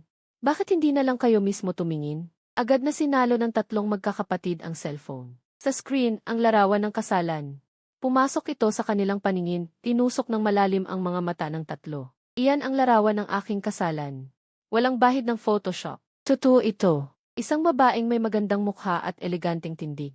Na hindi naman sila kabilang. Yakap ko ang isang babaeng nakasuot ng wedding gown. Ang puting belo ay nakatakip sa aming dalawa. Bahagyang humahad lang sa paningin ng iba, pero kitang-kita pa rin na hinahalikan ko siya. Ang ngiti sa aking mga mata ay tunay dahil ako ang pinakakilala nila. Pero tila mula sa hindi malamang oras ay nagbago ang lahat. Hindi na ako natawa ng ganito. Lalong humigpit ang pagkakahawak ni Xiaoyan sa kanyang telepono at ang kanyang presensya ay sobrang nanlulumo. Mom, Dad, niloloko ninyo kami, di ba? Saan ninyo kinuha ang mga artistang ito? Talagang buong tapang si Hao Chen. Hindi makapaniwala si Xia Wanlin, hindi na niya makontrol ang ekspresyon ng kanyang mukha. Nanginginig ang boses niya at bulong na sinabi, imposible, mahal na mahal tayo ni Hao Chen. Paano siya mag-aasawa ng iba? Tiyak na peke lang yan. Hindi lang sila dalawa. Hindi rin naniniwala si Xiao. Sa kanyang mukha na laging malamig at mapagmataas, ngayon ay puno ng pagkadurog at kawalan ng pag-asa. Hindi ako naniniwala na ikinasal na talaga si Hao Chen. Pupunta ako sa kanya at muli siyang lumabas ng bahay. Walang makahadlang. Pagkatapos, lumabas din si Xiaoyan at Xia Wanlin. Tahimik na dumating ang gabi, nagsindi na ang mga ilaw. Maganda ang kanilang mga alaala. Isang sulyap lang, naalala na nila ang background ng larawan. Naghiwalay ang tatlong magkakapatid sa tatlong direksyon. Sa buong lungsod ng Jing, hinahanap nila ang hasyenda na katulad sa larawan. Hindi ito, hindi ito. Wala sa mga ito. Hindi alam kung gaano katagal sila naghanap, nabawasan na ang mga tao sa kalye. Ngunit hindi pa rin nila mahanap ang hasyenda sa larawan. Sa bandang huli, nagtipon silang muli, pare-pareho ang pagod sa kanilang mga mata. Tinawagan ni Xiaoyan si Nanay. Nanay, alam mo ba kung saan ginanap ang kasal ni Hao Chen? Sa sandaling itanong niya iyon. Malamig na sumagot si Nanay ng, hindi ko alam at binaba ang tawag. Wala pa ring nakuha. Walang magawa ang tatlong magkakapatid kundi ang gumala ng walang patutunguhan sa kalye. Hindi alam kung sino ang nagkamali ng daan. Patungo sa isang liblib ngunit magandang daan. Hindi alam kung gaano katagal. Biglang bumukas ang kanilang paningin. Ang hasyenda na hinahanap nila ng matagal ay biglang lumitaw sa harap nila. Kahit gabi, ang Rose Hacienda ay may natatanging kagandahan. Sa pagtingin mula sa pintuan ng hasyenda, makikita ang mga dekorasyon ng kasal na hindi pa natatanggal. Nang nais na pumasok ni Xiao gamit ang kanyang sasakyan, may ilang malalaki at matatayog na gwardiya na lumapit. Binibini, pribadong hasyenda ito. Ang mga hindi inanyayahan ay hindi maaaring pumasok. Wala namang pakialam si Xiao sa mga ito. Alam lang niya kung saan siya gustong pumasok, wala pang hindi niya napapasukan. Nang gusto na niyang tapakan ng malakas ang aselerador para pumasok, bumaba si Xiaoyan at pinigilan siya. Sino ang may-ari ng hasyenda na ito? Pwede bang makipag-usap sa kanya? Gusto kong pumasok at maghanap ng tao. Tiningnan sila ng mga gwardiya gamit ang flashlight. Para bang sinasabi, kung nahanap mo ito, alam mo na kung sino ang may-ari ng mansyon. Ngunit normal pa rin silang sumagot. Ang may-ari ng aming mansyon ay si Yi Shen at hindi kami tumatanggap ng mga bisita. At hindi ito ang lugar para sa paghahanap mo, pakiusap umalis na kayo. Sabi nila, at gumawa pa sila ng kilos na ipakiusap. Naging itim ang mukha ni Xiaoyan. Nagtanong siya pabalik, bigla niyang naalala ang Yi Shen na binanggit ng assistant noong bumili ako ng damit pangkasal. Ang ganitong pagkakataon ay hindi niya maiwasang pagdudahan. Sa sandaling iyon, lahat sila ay naalala ito. Noong una, pamilyar lamang ito kay Xiaoyan dahil kamakailan ay nakikipag-usap siya sa isang proyekto at ang Asian na iyon. Ang susi sa proyektong ito. Nalink niya ang dalawa at bigla. Parang may pumintig sa kanyang puso, pakiramdam niya ay nahawakan na niya ang mahalagang punto. Ang mansyon na ito ay tila hindi pangkaraniwan. Kung magkakaroon ng kasalan dito, tiyak na hindi ito pera para maglaro. Kahit sila, Hindi kailanman nalaman na sa gitna ng Beijing, sa lupaing ito na mahalaga, mayroong isang mansyon na tulad nito. Wala na akong masabi. Hindi ako nagsisinungaling ang aking mga sinabi noon. Palagi nilang itinuring na biro, ngunit kung totoo lahat ito, kung gayon ngayon ay kasal na ako. At kalahating buwan na ang nakalipas ay totoo kaming nagparehistro. Nang maunawaan ito, ang mukha ng tatlong magkakapatid ay napakasama. Hindi nila matanggap sa kanilang puso. Mula pagkabata hanggang ngayon, hindi nila inisip na isang araw ay magpapakasal ako sa iba. Lalo na sa isang babaeng hindi ko pa nakikilala. Bakit?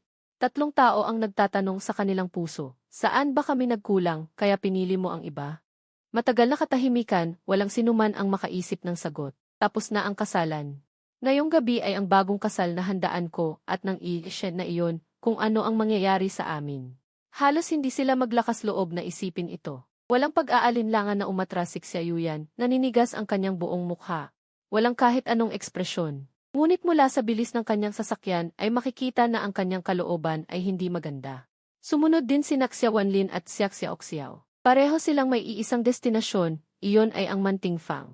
Sa daan, hindi nila alam kung ilang red light ang kanilang pinadaan hanggang sa makarating sila sa Mantingfang. Ang buwan ay mataas sa langit. Tatlong magkakapatid ang nakatayo sa labas ng villa, nakatingin sa maliwanag na ilaw sa loob, ngunit walang lakas ng loob na pindutin ang doorbell. Sarado ang kurtina sa itaas na kwarto, ngunit nakikita ang liwanag na lumalabas, ang ilaw ay buong gabi. Ang mga ibon sa puno ay natakot sa malabong tunog na lumalabas sa silid. Ang nangyayari sa loob ay hindi na kailangang sabihin. Sa oras na ito, dapat ay sumugod sila upang pigilan ako. Ngunit wala silang karapatan. Ngayon, sila ay mga kapatid ko lamang sa pangalan, hindi pa nga magkakasama sa iisang rehistro. Sa pinakamataas, sila ay parang mga kapitbahay na ate, at ang babae sa villa ay ang aking tunay na asawa. Ang sertipiko ng kasal na pinunit noong araw na iyon ay naging isang malaking biro. Mapait na umiti si Xiaoyan. Sabi niya, sinabi na sa atin ni Hao Chen ang sagot, tayo ay matigas ang ulo at hindi naniwala. Tayo mismo ang nagsinungaling sa ating sarili. Si Xia Wanlin ay nakatingin sa direksyon ng pangunahing silid, tahimik. Hindi gumagalaw halos parang estatwa. Si Xia Xiaoxiao ay nagulat sa kanyang puso, ang galit ay patuloy na pumupuno. Siya ay may masamang ugali, kaya direkta siyang sumugod at pinindot ang doorbell, at lumingon pa. Ang kanyang mga mata ay pulang-pula at sumigaw sa kanyang dalawang ate. Xiaoyan, Xia Wanlin, hindi ako katulad ninyo na mga duwag. Si Hao Chen ay atin, mula pa noong bata pa tayo, walang sinuman ang maaaring kunin siya sa atin. Kumatok siya sa pinto, pinindot ang doorbell, at sumipa pa ng ilang beses, ngunit walang sumagot. Ang kanyang pagsisikap ay naging katawa-tawa. Nakatayo sila sa labas ng villa sa buong magdamag, ang pinto ng villa ay nanatiling nakasara. Hanggang sa kinaumagahan, bumukas ang pinto ng villa, lumabas si Shen Ziyi na nakasuot ng pantulog, may jacket na nakapatong. Ang kanyang lieg ay puno ng halik. Ano, may problema ba? Tamad siyang sumandal sa pinto. Ang kanyang pinong mukha ay nagpapakita ng kawalan ng pakialam, hindi niya pinapansin ang tatlong tao sa labas. Ang kaligayahan sa kanyang mukha ay labis na sumakit sa mga mata ng tatlo. Napahigpit ang panga ni Xia Xiaoxiao, at itinaas niya ang kanyang kamay upang sampalin si Shen Ziyi sa mukha. Ngunit ang sampal ay bahagyang naharang ng kanyang kamay. Sumiklab ang mga mata ni Shen Ziyi, at direktang na-dislocate niya ang kamay ni Xia Xiaoxiao. Hindi niya pinapansin kung gaano ito kahalaga. Pinigilan ni Xiaoyan si Xia Xiaoxiao at pabulong na sinabi, huwag kang magmadali. Pagkatapos ay nanlamig ang kanyang mukha at sinubukang sabihin ng mahinahon. Shen, kasal lamang sa iyo si Hao Chen dahil sa panandali ang pagpilit, pakibalik mo siya sa amin. Para sa isang katulad mo, madali kang makahanap ng sinuman na gusto mo, ngunit hindi namin magagawa nang wala si Hao Chen. Ha! Natawa si Shen Ziyi nang may paghamak, ang kanyang presensya ay puno ng pressure. Ngunit gumawa siya ng isang aksyon na hindi inaasahan ng sinuman, hinalikan niya ang singsing sa kanyang walang pangalan na daliri at seryosong sinabi. Sa pamilya Shen, mayroon lamang pagkabalo, walang diborsyo. Si Hao Chen ay isang matanda na, pinili niyang pakasalan ako, sapat na iyon para maging malinaw ang kanyang isip. Kailangan ko siya at kailangan din niya ako. Bukod dito, hindi naman kayo sa pilitan sa kanya, di ba? Sabi niya habang masayang tumitingin sa likod ng tatlo. Tumalikod si Xiaoyan at nakita si Lu Huijin na puti ang mukha. Nakadisturbo ba ako sa inyo? Nakita ko lang ang sasakyan ninyo rito, nag-alala ako kaya dumating ako. Totoo bang kasal na siya? Pinigilan ni Lu Huijin ang hindi sinasadyang pag-angat ng kanyang mga labi, ngunit nang makita ang mukha ni Shen Ziyi, hindi niya napigilan ang inggit. Bakit si Jiang Haochen, kahit iniwan, ay nakahanap pa ng ganyang kagaling na babae? Naramdaman ang banta ng tingin ni Shenzi. Mabilis niyang inalis ang kanyang paghanga at malungkot na tumingin sa tatlong magkakapatid. Weijin, hindi ba nasa ospital pa si Lu Weijin? Alagaan mo muna siya. Kaya na namin dito. Inalo siya ni Xiaoyan at saka bumalik ang tingin, matigas na nakipagtitigan kay Shenzi. Siyempre, sa pilitan kami kay Jiang Haochen. Hindi namin gusto si Weijin, nagpapasalamat at naawa lang kami sa kanya. Alam namin kung sino ang pakakasalan namin habang buhay. Sa sandaling iyon, lalong nanlamig ang mukha ni Lu Weijin. Hindi niya inakala na matapos ang tagal ng pagsisikap, isang pasasalamat lang ang katumbas sa paningin nila. Alam niya, gusto niya ng higit pa sa mga iyon. Ang paulit-ulit na tulong. Paano naman makakapantay sa isang buhay na pag-aalaga? Tatlong babae, wala siyang gustong bitawan. Gusto niyang lahat. Siyempre, kung may isa pang idadagdag, hindi rin masama. Pag-iisip niya, hindi niya napigilang masulyapan si Shenzi. Sadyang lalo niyang iniligaw ang mukha para maging mas gwapo at nagmamakaawang tumingin sa tatlong magkakapatid na siya. Alam ko naman, hindi ninyo ako gusto. Ako lang ang hindi nakatiis na ma-inlove sa isa sa inyo. Pero huwag kayong mag-alala. Susupilin ko ang damdaming ito. Hindi ko kayo abalahin. Dahil alam ko, ang puso ninyo ay para lamang kay Jiang Haochen. Sabi niya sabay ibaba ng tingin, napakakaawa-awang tingnan. Pero ngayong kasal na si Haochen, pipili pa ba siya sa inyo? Sino ba talaga ang mas gusto niya? Hindi naman siguro gusto lahat. Sa pagsasabi nito, mabilis na sumulyap si Lu Weijin. Sa reaksyon ng tatlo, pagkatapos ay sinadyang hampasin ang sariling bibig. Mali ang sinabi ko. Bawiin ko. Si Haochen ay may iisang tao lamang sa puso, hindi mag-aalinlangan. Narinig ang kanyang mapanirang salita, hindi ito pinansin ni Shenzi. Ang may titulong asawa ngayon. Siya lang, lalo na't nag-usap na sila kagabi at nagtapat na sa isa't isa. Sa puso ko, matagal ko nang binitawan ang tatlong magkakapatid na siya. Ngayon, wala na akong gusto sa kanila. May tiwala si Shenzi sa sarili. Pero ang tatlong magkakapatid na siya ay nanahimik at may pag-iingat pa silang nagtinginan. Sa loob ng maraming taon, nag-aagawan sila sa pagmamahal ko at hanggang ngayon wala pang resulta. Kahit sila ay hindi alam. Sino ba talaga ang mas gusto ko? Totoo ba ang sinabi ni Lu Weijin na gusto ko lahat? Naisip ito, si Xiaoyan, Xia Wanling at Xia Xiaoxiao ay nagbantaang nagtinginan. Bagamat triplet sila, mula sa pagsilang ay palaging nag-aagawan. Ang kanilang pagkatao ay parehong malakas, hindi nila kaya ang magbahagi sa isa't isa. Kahit isipin lang ay mahirap tanggapin. Paano pa kaya gawin? Impossible. Sabay-sabay nilang sinabi. Sa sandaling iyon, naiinis sila sa pagkakaisang iyon. Ganito kalaki ang reaksyon nila. Nagulat si Lu Weijin pero mabilis na bumalik sa normal na ekspresyon. Ginamit lang ako para subukan. Nang magpapatuloy siya sa pag-udyok, bumaba ako na inaantok at narinig ang maingay sa labas. Sino ang dumating? Sumunod ako sa halimuyak ni Shenzi at niyakap siya sa baywang. Ilang beses lang kami nagkita, kahit ako ay hindi inaasahan na magiging ganito kaganda ang samahan. Nakita ang pamilyar kong kilos, halos mabaliw si Xia Xiaoxiao sa selos. Haochen, huwag mo siyang yakapin.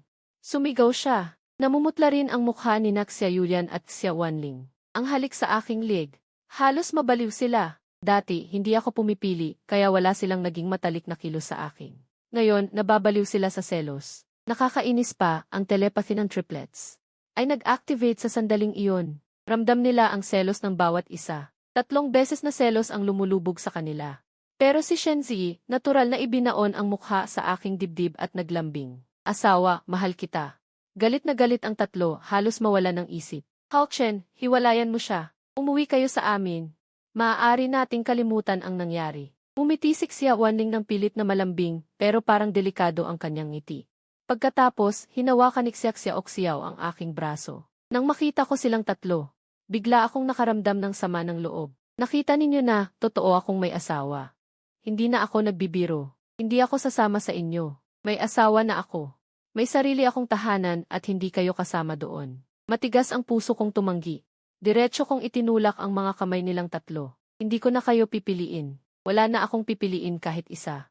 Ang mga salitang ito ay umalinggaw sa isipan ng tatlong magkakapatid. Paulit-ulit na nagpapaalala sa kanila na ayaw na sila ni Haochen. Tiningnan ako ni Xiaoyan, ang kanyang mga mata ay puno ng matinding pagkalito at hindi makapaniwala. Bakit? Tinanong niya ang tanong na nasa isip ni Xia Wanlin at Xia Xiaoxiao. Bakit hindi ka napipili? Hindi ba dati gusto mo ang isa sa amin? Ang pag-ibig ba ay madaling bitawan? Ngunit kami, mahal ka namin sa napakaraming taon. Yuyan, mahinahon lang akong ngumiti. Hindi na ako pumipili dahil hindi na ito mahalaga. Wala na ba akong gusto kahit isa sa inyo? Hindi pa ba sapat na malinaw? Pigilan niyo na ang pagsasabing mahal niyo ako. Aminin niyo na. Hindi kayo makapagpigil dahil ayaw niyong bitawan. May iba ba kayong lalaki? Isang karaniwang pag-aagawan ng pag-ibig. Dahil lahat sila ay gustong maging ang tinutukoy kong piisa. Sa huli, pinili kong bitawan ang titulong ate. Diretso ko na silang tinawag sa kanilang mga pangalan. Dahil magkakaiba ang mga pangalan, kaya ang bawat isa ay natatangi. Hindi na kailangang mag-away pa. Sanay akong maging pantay-pantay at ganoon pa rin hanggang ngayon. Hanggat wala akong gusto at wala akong pipiliin, mananatili silang pareho. Isang napakalupit na saloobin, ngunit ngayon ay nagdudulot ito sa kanila ng matinding sakit. Hindi ganoon. Hindi ito pagmamatigas na hindi namin kayang bitawan. Nasabi na namin ng maraming beses, totoo ang pagmamahal namin sa iyo. Namumutla at mahina ang paliwanag ni Xayuyan, ngunit wala siyang magawa. Pagod na ako. Halos buong gabi kaming nag-away sa gabi ng kasal. Hindi pa gaanong natutulog nang sumara ang pinto. Hinawakan ko si Shenzi at bumalik sa kama. Nakahiga si Shenzi sa aking mga bisig at malumanay na nagsalita. Sa harap ko, hindi mo kailangang magpakatatag. Sabihin mo sa akin ang anumang sakit na nararamdaman mo. Lagi akong nandito para sa iyo. Halos hindi ko mapigilan ang sarili kong lumubog dito, ngunit sinasabi ko sa aking sarili na dapat akong mag-ingat. Huwag kang pakawalan. Magpakailanman, walang malay kong tanong. Magpakailanman. Nagbigay siya ng tiyak na sagot. Dahil bigla kong naramdaman ang ganitong kabutihan, sandali akong umiwas. Ang katahimikang ito na tinatawag na magpakailanman ay narinig ko na ng napakaraming beses. Walang sinuman ang makakagarantiya ng magpakailanman. Hindi ito nagawa ni Xayuyan, Xia Wanlin at Xiao Xiaoxiao. Hindi ko rin ito nagawa. Ang kaya ko lang gawin ay ang magsikap na magmahal habang wala pa kaming mga hidwaan. Marahil alam ni Shenzi ang aking mga alalahanin. Kaya hinawakan niya ang aking kamay at inilagay sa kanyang dibdib. Huwag kang mag-alala, mahigpit ang disiplina ng pamilya Shen. Bago mo pa mapansin na nagbago ang aking damdamin, baka patay na ako ng mga nakatatanda sa pamilya Shen. Ang pamilya Shen ay labis na napupuot sa mga taong pabago-bago ang isip. Maliban na lang kung talagang sobra ang ginagawa ng kabilang panig, hinding-hindi kami magbabago. Natigilan ako, halos hindi ko maisip. Na sa panahong ito, mayroon pa palang pamilya na may ganito kahigpit na disiplina. Saglit, bigla kong naisip ang biglaang pagsisimula ng aming kasal. Naghintay ako sa tanggapan ng kasal mula gabi hanggang umaga, at mula umaga hanggang halos paglubog ng araw. Ang aking ika-negatibo 22 kaarawan na puno ng pag-asa ay natapos sa ganitong malungkot na paraan. Ang ideya ng kasal ay talagang isang padalos-dalos na desisyon ko dahil sa galit, ngunit si Shenzi ang unang lumapit sa akin na may bahagyang pag-aalala sa kanyang mukha. Ang kanyang boses ay malamig, matagal na kitang pinagmamasdan. Pasensya na sa abala, nagmamadali ka bang magpakasal? Maaari mo ba akong isaalang-alang? Ang kanyang pinong at magandang mukha ay biglang lumitaw sa harapan ko. Pinaliwanag nito ang aking madilim na kalangitan. Hindi ko alam kung saan ako nakakuha ng lakas ng loob, ngunit tumango ako sa kanya. Magpakasal na tayo. Sa huli, padalos-dalos kong hinawakan ang kamay ni Shenzi at pumasok sa opisina ng kasal. Dumating kami ilang sandali bago magsara ang mga empleyado at nakuha namin ang sertipiko ng kasal. Ang araw na iyon ay parang isang panaginip. Hanggang ngayon, hindi pa rin ako makapaniwala na totoo iyon. Nagtatakang tanong ko, Shenzi, kung hindi ako iyon noong araw na iyon, maghahanap ka ba ng ibang pakakasalan? Hindi. Sumagot siya ng walang kahit katiting na pag-aalinlangan, ang kanyang mga mata ay puno ng pagmamahal. Noong araw na iyon, sinabi ko na, matagal na kitang pinagmamasdan. Naghihintay ako sa iyo. Naghihintay na piliin mo akong pakasalan. Sa narinig ko, natigilan ako ng tuluyan. Saglit kong nakalimutan kung ano ang sasabihin. Tok, tok, tok. Parang tanging ang aming mga paghinga at tibok ng puso na lang ang naririnig ko sa aking pandinig. Wala na akong marinig na iba pa. Hindi nagmadali si Shenzi. Tinitigan lang ako ng mailambing at pangunawa. Ayaw niyang palampasin ang anumang reaksyon ko. Matagal pa bago ko nabawi ang aking boses. Ngunit alam mo naman, wala akong ibang pagpipilian noong araw na iyon kaya pinili kita. Nauutal kong sabi, hindi mahalaga. Basta't pinili mo ako sa huli, sapat na iyon. Mahigpit na niyakap ni Shenzi ang aking baywang. Basta't kasama mo ako palagi, sapat na iyon. Ngunit hindi ko alam, sa sulok na hindi ko nakikita, ang kanyang mga mata ay puno ng panatag na kasiyahan. Hindi ako naniniwala sa love at first sight, at hindi rin ako naniniwala na si Shenzi ay isang taong naniniwala sa love at first sight. Naninindigan akong maghintay ng isang sagot. Shenzi, bakit mo ako hinintay na pumili sa iyo? Pag-ibig sa unang tingin, hindi ako naniniwala. Bumuntong hininga si Shenzi at dahan-dahan akong binitawan. Inakay niya ako patungo sa opisina, pinindot ang isang buton at binuksan ang isang nakatagong silid. Sa loob ay maraming litrato ko, karamihan ay mga kuha ng hindi ako aware, parang nagkataon lang sa kanto ng kalye. Sa kalsada ng Lingling, sa entablado ng parangal, kung saan man niya ako makita, bigla na lang siyang kukunan ng litrato, at ganito na lang karami ang mga ito. Saglit akong nagulat, hindi ko inaasahan na bukod sa pamilya siya.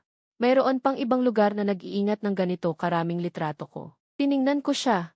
Parang may hindi maipaliwanag na damdamin. Parang alam niyang naliligaw ang isip ko, marahan niya akong tinapik sa noo. Ang isang pag-ibig sa unang tingin ay hindi gaanong makabuluhan. Maingat si Shenzi sa pagpili ng kanyang kapareha. Sa unang pagtatagpo, hindi ko rin inamin na may damdamin ako. Pero pagkatapos ng paulit-ulit na pagkakataon na magkita, sa wakas ay inamin kong may pagtingin ako sa iyo. Nang sabihin niya ito, sandaling tumigil si Shenzi. Hindi na niya napigilan ang matinding pag-ibig sa kanyang mga mata. Ako naman, otomatikong umiwas ng tingin at tuyong-tuyong nagtanong. At pagkatapos, inalala niya ang bawat pagkakataon noon. Na parang hindi sinasadyang pagkikita, at ang bawat pagtatangka kong lumapit, lahat ay nauwi sa wala. Ilang beses ba kailangang magkita para magkatuluyan? Hindi ko alam dahil laging nasa tabi mo ang tatlong kapatid mong babae. Nakikita ko sa iyong mga mata ang pagmamalasakit sa kanila, kaya't sumuko na akong ipahayag ang aking damdamin. Mabuti na lang pagkatapos ng ika-79 na pagkikita. Bumaba ako ng sasakyan at inimbita kitang magpakasal. Sa kanyang pagkukwento, parang unti-unting nabubuo sa isipan ko ang mga pira-pirasong alaala. Tulad ni Shenzi, napakaganda at napakahusay na tao. Nakita ko siya ng maraming beses, imposibleng wala akong kahit anong impresyon. Pero tuwing titingin ako sa kanya, sina Xia Yuyan, Xia Wanlin, at Xia Xiaoxiao, na sobrang possessive, ay haharang sa aking paningin upang ang aking mga mata ay sila lang ang makita. Kaya pala, sa lugar na hindi ko alam, may taong palihim na nagmamahal sa akin. Naantig ako at niyakap ko siya ng mahigpit. Shenzi, hindi na tayo maghihiwalay. Hindi na. Hindi na napigilan ni Shenzi ang ngiti sa kanyang mukha. Ngunit ibang-iba ang eksena sa bahay ng Xia. Tahimik ito ng nakakatakot. Sina Xia Yuyan, Xia Wanlin at Xia Xiaoxiao ay hindi ko alam kung gaano katagal na nakaupo sa silid ko. Patay na katahimikan ang namamayani. Pagtingin sa simpleng silid, saka lang nila napagtanto kung gaano nila ako pinabayaan sa mga nakaraang araw. Hindi nila maintindihan kung ano ang kanilang pagkakamali. Hindi ba't ilang beses na nila akong ipinaliwanag na ang pakikitungo nila kay Lu Huijing ay dahil lamang sa awa at habag, walang ibang damdamin. Bakit ako naninibugho pa rin? Ilang beses na tumunog ang doorbell sa ibaba. Inis na hinawakan ni Xia Xiaoxiao ang kanyang buhok at bumaba para buksan ang pinto. Huijing, bakit ka nandito? Hindi ka ba dapat nasa ospital para alagaan si Lui? Kahit na medyo naiinis siya, pinaubaya pa rin niya itong pumasok. Nilunok ni Lu Huijing ang sasabihin niya bago nagsalita. Maayos na ang kalagayan ni nanay. Nag-aalala lang ako sa inyo. Grabe ang lagay ninyo noong araw na iyon. Mukhang ilang araw na kayong hindi nakapagpahinga. Papanoorin ko kayong kumain at matulog ng maayos. Magpagaling muna kayo para mailakas kayong humingi ng tawad kay Hao Chen. Pagkasabi nito, pumasok siya sa kusina at nagsimulang magluto. Pero ang totoo, hindi lang pagluluto ang tunay niyang pakay. Ang hindi niya alam, lahat ng kilos niya ay napapansin ni Xia Xiaoxiao. Pagkatapos ng hapunan, sa gabi, sa dahilang aalagaan sila, muling nanatili si Lu Huijing sa bahay. Muntik nang makatulog si Xia Xiaoxiao nang biglang may kumatok sa kanyang pinto. Ano iyon? Ganoon pa rin ang tono ng boses niya. Umiti si Lu Huijing at nagsalita, Xiaoxiao. Naputulan ng mainit na tubig ang kwarto ko. Pwedeng hiramin ang kwarto mo. Alam niyang may masama itong balak, pero pinapasok pa rin niya ito. Gusto niyang malaman kung hanggang saan ito makakaya. Pagkapasok ni Lu Huijing sa banyo, agad na nagseryoso ang mga mata ni Xia Xiaoxiao. Maya-maya, narinig ang tunog ng tubig. Hindi niya alam kung ano ang ginawa nito sa loob. Nang lumabas ito, bumukas ang pinto ng banyo. Isang kakaibang pabango ang pumasok sa kanyang ilong. Bigla siyang nakaramdam ng init. Sa sandaling iyon, si Lu Huijing ay nakabalot lang ng tuwalya, nakangiting palasong nakangiti. Xiaoxiao. Salamat ha, tapos na ako. Pagkasabi nito, lumapit ito kay Xia Xiaoxiao. Naramdaman ni Xia Xiaoxiao ang init ng kanyang katawan at biglang nagbago ang kanyang mukha. Hinawakan niya ng mahigpit ang pulso ni Lu Huijing. At kinagat ng malakas ang braso nito. Sumigaw si Lu Huijing sa sobrang sakit, halos lumuha. Mabilis itong umatras. Walang awang itinulak siya ni Xiao o palabas ng pinto. Malamig na malamig ang boses niya. Kaya pala nilagyan mo ng droga ang pagkain ko sa kusina kanina. Sinong nagbigay sa iyo ng lakas ng loob? Namumutlang itinanggi ni Lu Huijing. Wala, Xiao, nagkakamali ka. Narinig ang ingay, lumabas din sina Xia Yuyan at Xia Wanlin sa kani-kanilang kwarto. Nakita nila ang eksenang ito. Bigla nilang naunawaan kung ano ang nangyari. Ikinuwento ni Xiao ang ilang detalye ng pangyayari. Sina Xia Yuyan at Xia Wanlin. Ang tingin nila kay Lu Huijing ay biglang naging malamig. Noon, diretsong lumapit si Xia Yuyan at sinampal si Lu Huijing sa mukha. Sinipa ni Xia Wanlin ang kanyang singit. Si Lu Huijing ay sobrang sakit na halos lumuha. Ang mukha ni Xia Wanlin ay nanatiling may malambing na ngiti. Mahinahong nagtanong, gusto mo ba kami o mas gusto mo si Xiao? Bakit siya lang ang inaakit mo, hindi ako? Kulang ba ang aking alindog? Ang sikat na artista na may milyong tagahanga sa industriya ng entertainment ay nagtanong ng ganitong problema. Sa sandaling iyon, lumambot ang puso ni Lu Huijing. Hindi niya napigilan ang malunod sa kanyang ipinakitang lambing. Wala, napakaakit mo. Ako lang dahil hindi kita makuha. Kaya ako nagseto sa pangalawa. Maniwala ka sa akin, mas gusto kita. Sa sinabing iyon, nagbago ang mga mukha ng tatlong babae. Ngayon ay nagmamadali ka. Siguro niloloko mo pa kami, galit na sabi ni Xia Wanlin. Ano kang karapatan para mamili sa amin? Sa sandaling iyon, labis na nagsisi si Lu Huijing. Hindi niya inaasahan na ganoon nila siya kamuhi. Ayaw man lang nila akong hawakan, lalo na si Xiao, gumamit pa ng insenso.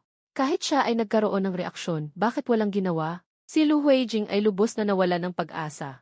Muli niyang binanggit ang utang na loob ng pagliligtas. Pasensya, nagkamali lang ako sandali. Masyado ko kayong nagustuhan kaya nagawa ko itong katangahan. Hindi na ito maulit. Isinugal ko ang aking buhay para iligtas kayo. Patawarin ninyo ako sa pagkakataong ito, sige na. Siya ay nagmamakaawa. Sina Xia Yuyan at Xia Wanlin ay nanghina, hindi na kasing tigas ng dati. Si Xiao lamang ang nanatiling matatag. Nang makita ang dalawang ate na pumanig kay Lu Huijing, isa lamang ang malamig niyang ngiti. Siya ay isang lalaking malalim ang pakana. Naniniwala pa rin kayo sa kanya? Ilang beses na niyang ginamit ang utang na loob. Maraming beses na natin siyang tinulungan, hindi ba sapat iyon? Ang dalawa ay nanatiling tahimik. Sa wakas, naramdaman ni Xiao ang dating naramdaman ko sa puso. Pilit niyang pinigilan ang pagnanasa. Nakasuot ng pajama, tumakbo siya sa ulan at hindi na bumalik. Ang malamig na ulan ay bumuhos sa kanyang buong katawan. Ang kanyang puso ay nanlamig. Hindi na mamalayan, narating niya ang labas ng aking bahay. Ang villa ay may mainit na ilaw, ngunit wala siyang lakas ng loob na kumatok. Matapos maligo sa ulan buong gabi. Naranasan din niya ang sakit at desperasyon na naramdaman ko noong hinahanap ko ang aking mga magulang sa ulan.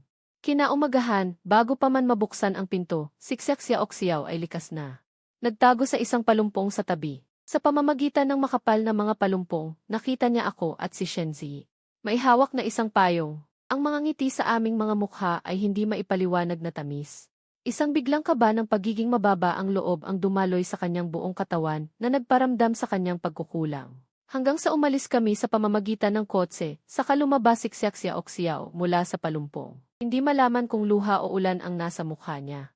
Tinangay ng ulan ang mga dahon sa kanyang katawan para bang hindi siya napunta rito. Kinagabihan, umuwi ako sa bahay. Ngunit nakita ko ang isang kahon ng jade bracelet sa pintuan. Sa ibabaw ng kahon ay may sticker na may sulat na palipat-lipat.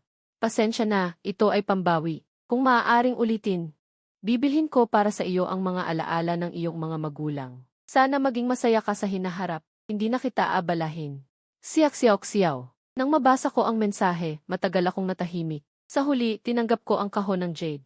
Pagkatapos, tumingin ako kay Shenzi at pinabilis, bakit hindi ka pa magbukas ng pinto? Pagkapasok namin, muling sumara ang pinto. Siksyak sa palumpong ay basang-basa ng luha. Ito ba ang tanging paraan para ako ay humingi ng tawad sa iyo? Ngunit ang unang kalahati ay totoo. Ang pangalawang kalahati ay kasinungalingan. Sa totoo lang, hindi ko kayang bitawan. Hindi ko magawa ang taos pusong pagbati. Kung ito ay makapagpapasaya sa iyo, handa akong gawin ito, mahina niyang bulong. Ang mga salitang ito ay nawala sa hangin, siya lamang ang nakarinig. Mahal kita sa loob ng maraming taon. Paano ito madali lang bitawan sa isang salita? Ang dating pagmamahal sa akin ay totoo. Ngunit ang mga pagkakamali niya, ang sakit na ibinigay niya sa akin ay totoo rin. Dahil hindi niya ako mapatawad, sa pamamagitan ng hamak na paraan na ito ay humihingi siya ng kapayapaan ng loob. Sa huli, kahit siksyak si Oxiao mismo ay hindi alam kung paano siya umalis. Pag-uwi sa bahay, inayos niya ang kanyang mga bagahe at inimpak lahat. Nang saka palang lalabas ng bahay, hinarang siya ni Xiaoyan. Xiao, saan ka pupunta? Tanong ni Xiaoyan na medyo naguguluhan. Siksyak si Oxiao ay may walang pakialam na ekspresyon. Sa club, plano kong mag-training ng sarado, paghahanda para sa susunod na kompetisyon. Sa kompetisyon, wala nang bentahe ang aking edad. Gusto ko sa susunod na laban. Mabilis niyang inimpake ang mga gamit, pagkatapos ay lumabas siyang dala ang maleta at hindi na lumingon pa. Natigilan si Xiaoyan, hindi mawari kung bakit parang nanlamig at naging tahimik ang buong bahay. May mga sasabihin pa sana siya kay Xiao, ngunit wala ng oras at sumakay na siya sa kotse paalis. Sa pagtingin sa ebidensyang nakalap, biglang nagseryoso ang mukha ni Xiaoyan at ang kanyang presensya ay nakakapanlumo. Pumasok siya sa bahay, sa susunod na segundo ay lumapit si Lu Huijing, ang ekspresyon ni Xiaoyan ay biglang naging malamig, hindi mahahalata na iniwasan ang kamay ni Lu Huijing, Yuyan. Bigla siyang aalis, hindi ko siya mapigilan. Wala naman siyang problema, di ba? Sa nakikitang pag-aalala niya, naging malamig ang mga mata ni Xiaoyan, mataman siyang tinitigan. Sinusubukang makita ang pinakaloob na mga iniisip niya, si Xiaoyan sa sandaling ito. Ay lumabas mula sa likuran ni Xiaoyan, ang mahahabang daliri ay walang ingat na naglalaro ng cellphone. Nag-aalala ka kay Xiao. Bakit hindi mo munang alalahanin ang sarili mo? Ano? Pinilit ni Lu Huijing na pigilan ang kaba, pilit na ngumiti at nagtanong na parang walang nangyari. Kumuha si Xiaoyan ng isang dokumento, inihagis sa mukha niya na may malamig na tono, tungkol sa dalawang aksidenteng ito. Mas mabuti pang bigyan mo ako ng makatuwirang paliwanag, bakit pareho ang driver na bumangga sa amin at sa nanay mo? Noong imbestigasyon, sinampal mo siya, nag-iwan ng mga pulang marka. Halos isang saglit, namutla ang mukha ni Lu Huijing, nagsisigaw na umiling. Hindi, wala. Yuyan, ano ba ang sinasabi mo? Hindi ko maintindihan. Wanlin, pakipaliwanag mo naman ako, please. Sabi niya habang nakikiusap na tumingin kay Xia Wanlin. Si Yuyan ba ay nakinig sa iba kaya ako mali ang pagkakaunawa? Ako at ang nanay ko ay mga tagapaglingkod lamang. Paano naman naming magagawa ang ganoong bagay? Dahil ba ayaw ako ni Hao Chen at may sinabi siya sa inyo? Tama, normal lang na magkamali si Hao Chen sa akin dahil hindi niya ako gusto simula pa. Pagkatapos sabihin, sinusubaybayan pa rin ang reaksyon ng dalawa, ngunit walang lakas ng loob na tingnan ang mga dokumento sa sahig. Ang mga mata ni Xia Wanlin na dati ay mahinahon at mahiyain, ngayon ay sobrang lamig, kahit sa mga sandaling iniisip si Lu Huijing. Ay may bahid ng dilim. Tumigil ka sa pagpapanggap. Anong karapatan mong pag-usapan si Hao Chen? Ang ginawa mo at ng nanay mo, wala ba kayong kamalayan? Inutusan ng isang lasing na driver na bumangga sa amin. Pero sa kritikal na sandali, inialay mo ang buhay mo para protektahan kami. Alam mo na wala kang panganib sa buhay. Tanga talaga kami, naniwala kami sa sinabi mo at hindi na nagsiyasat ng malalim.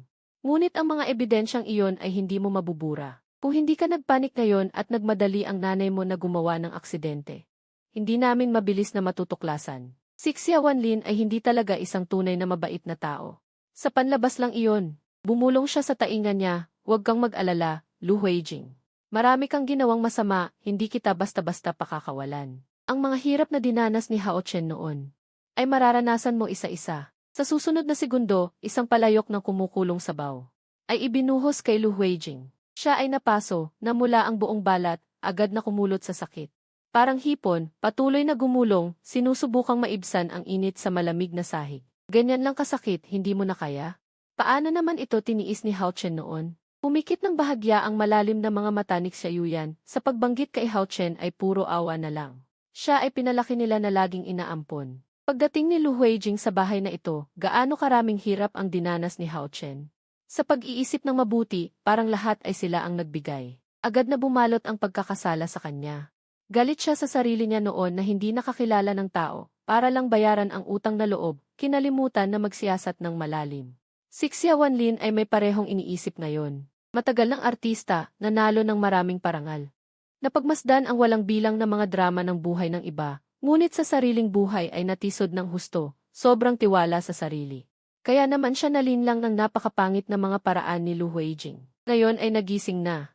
Sa kanya napagtanto kung gaano siya katanga noon. Sa pag-iisip na ito, inutusan ni Xia Wanlin ang mga bodyguard na dalhin si Lu Huijing patungo sa artipisyal na lawa. Parang nahulaan kung ano ang gusto niyang gawin, niyakap ni Lu Huijing ang kanyang mga binti at patuloy na nagmakaawa. Wanlin, mali ako, alam kong mali ako. Pero totoo na iniligtas ko kayo at totoo na gusto kita. Huwag mo akong ganyanin, please. Ang sakit-sakit ko. Patawarin mo ako sa pagkakataong ito, please. Nang marinig ito, tumigil si Xia Wanlin, ngunit sinipa ang kamay niya na may pagkainis, sobrang lamig ng boses. Marumi, walang ekspresyong tiningnan ni Lu Huijing ang kanyang kamay, nararamdaman ang matinding sakit sa kanyang likod. Ang paso sa harap ay sumisigaw din ng sakit. Hindi niya inaasahan na siya rin pala ay hahamakin ng ganito. Ang mga dating lambing nila sa kanya, biglang binawi lahat sa isang iglap. Bakit? Tumingala siya, pinagmasdan ang babaeng sumisipsip sa tabi, at hindi napigilang itanong ang tanong na ito. Dati namang maayos ang pagtatago ko, bakit bigla ninyo akong natuklasan? Sa tabi ng artipisyal na lawa. Tumawa si Xia Wanlin ng may pang-iinis, maayos ang pagtatago. Huwag kang magpakapalagay. Dati lang naming pinaniwalaan ka, hindi na namin sinisiyasat. Pagkasabi niyon, inutusan niya ang mga gwardiya na si Lu Huijing. Sipain sa lawa. Sa pagtingin sa kanyang pag-aalsa sa lawa, naalala niya ang desperadong tingin ko noong araw na iyon sa lawa. Noong pagkakataong iyon, unang iniligtas nila si Lu Huijing, ako'y iniwan. Ang tingin na iyon ay hindi pa rin niya makalimutan hanggang ngayon. Wanlin at yan, iligtas ninyo ako. Ayokong mamatay. Si Lu Huijing ay patuloy na humihingi ng tulong, hindi alam kung ilang beses sumigaw ng kisak lolo, ngunit si Xia Yuyan ay laging malamig na nanonood. Lumapit si Xia Yuyan, nakita siyang halos malulunod, at naalala rin ang aking sarili noong araw na iyon. May bahid ng basa sa kanyang mga mata. Nang makitang malapit ng hindi kayanin ni Lu Huijing, inutusan niya ang mga gwardiya na ilabas siya. Sa hirap ay nakahinga muli, ngunit bago pa makapagpahinga, muling inilublob si Lu Huijing sa tubig. Matapos ang ilang ulit, wala na siyang pag-iisip na lumaban, tila nawala ng kaluluwa. Desperado na sa sukdulan. Wala nang magagawa, walang silbi ang paghingi ng tulong. Magdudulot lamang ito ng susunod na pagpapahirap. Kaya sumuko na lamang siya, tinitingnan si Lu Huijing na walang sigla. Kumaway si Xia Yuyan, senya sa mga gwardiya na bitawan siya. Si Lu Huijing ay desperadong nakahiga sa lupa. Basang-basa ang buong katawan, walang dugo ang mukha, nagmamakaawa, nagkamali ako. Talagang alam kong nagkamali ako. Pakawalan mo ako. Hindi na ako maglalakas loob pa. Ngayon ay talagang nagsisisi na siya. Ang tatlong kapatid na babae ng pamilyang Xia ay mga demonyo, hindi talaga niya kayang pakialaman o kontrolin. Kahit anong pilit niya, hindi pa rin niya kayang pantayan ang aking lugar sa kanilang puso. Halos kulang na lang ng kaunti.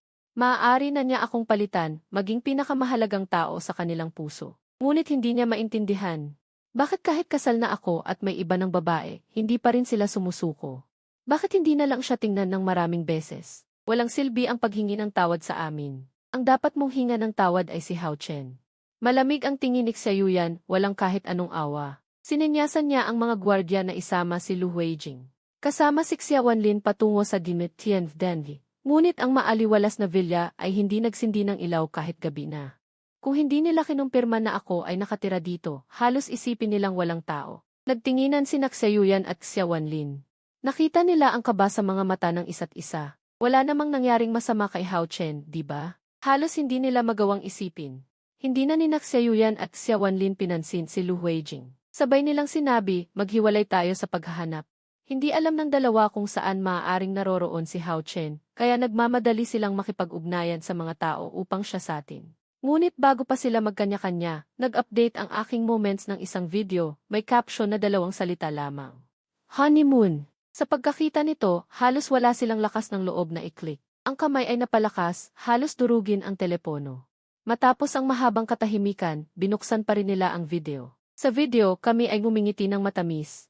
Magkahawak kamay kasama si Shen Zi na naglalakad sa dalampasigan. Inipan ng hangin dagat ang kanilang mga buhok, mainit at romantiko ang eksena. Kahit walang anumang matalik na kilos, biglang nagbigay ng pakiramdam na walang makapasok. Dahil sa galit, direktang itinapon ni Xia Yuyan ang telepono. Agad na nasira ang telepono, ngunit hindi pa rin napigilan ang kanyang galit. Hindi rin nagpatalo si Xia Wanlin. Galit na galit, nakatikom ang mga kamao. Tumingin kay Lu Huijing sa tabi, madilim ang mga mata.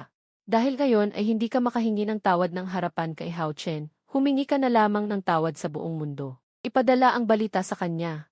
Makikita niya rin iyon. Pagkasabi niyon, binuksan niya ang live stream gamit ang kanyang telepono.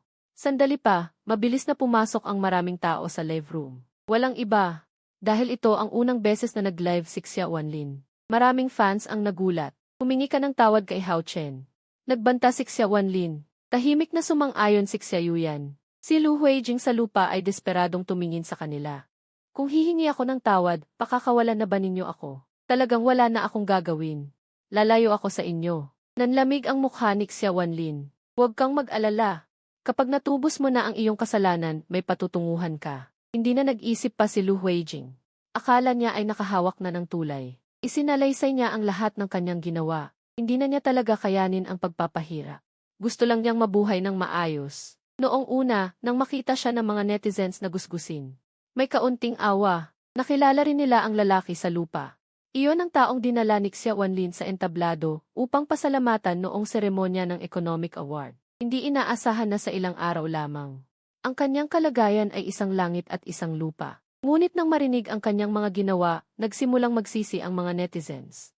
Sa isang iglap, ang mga balita tungkol kay Lu Huijing ay biglang pumunta sa tuktok ng trending. Na-scroll ko rin ang na-push na balita. Hindi ko na malayang nakakunot ang noo. Ano ng problema, nang makita niyang hindi maganda ang aking mukha. Si Shen Ziyi ay may dalang-dalawang yog na may straw. Inilagay ito sa mesa, at nang makita ang balita sa aking telepono. Biglang nanliit ang kanyang puso sandali, at nagtanong siya ng may kaba, patawarin mo ba sila? Lumingon ako, at inalo siya sa pamamagitan ng paghawak sa kanyang kamay at pag-interlock ng aming mga daliri. Huwag kang mag-alala. Hindi ko sila patatawarin sa pinsalang ginawa nila sa akin. Sa tingin ko, ang dapat talagang humingi ng tawad sa akin ay ang tatlong kapatid na babae.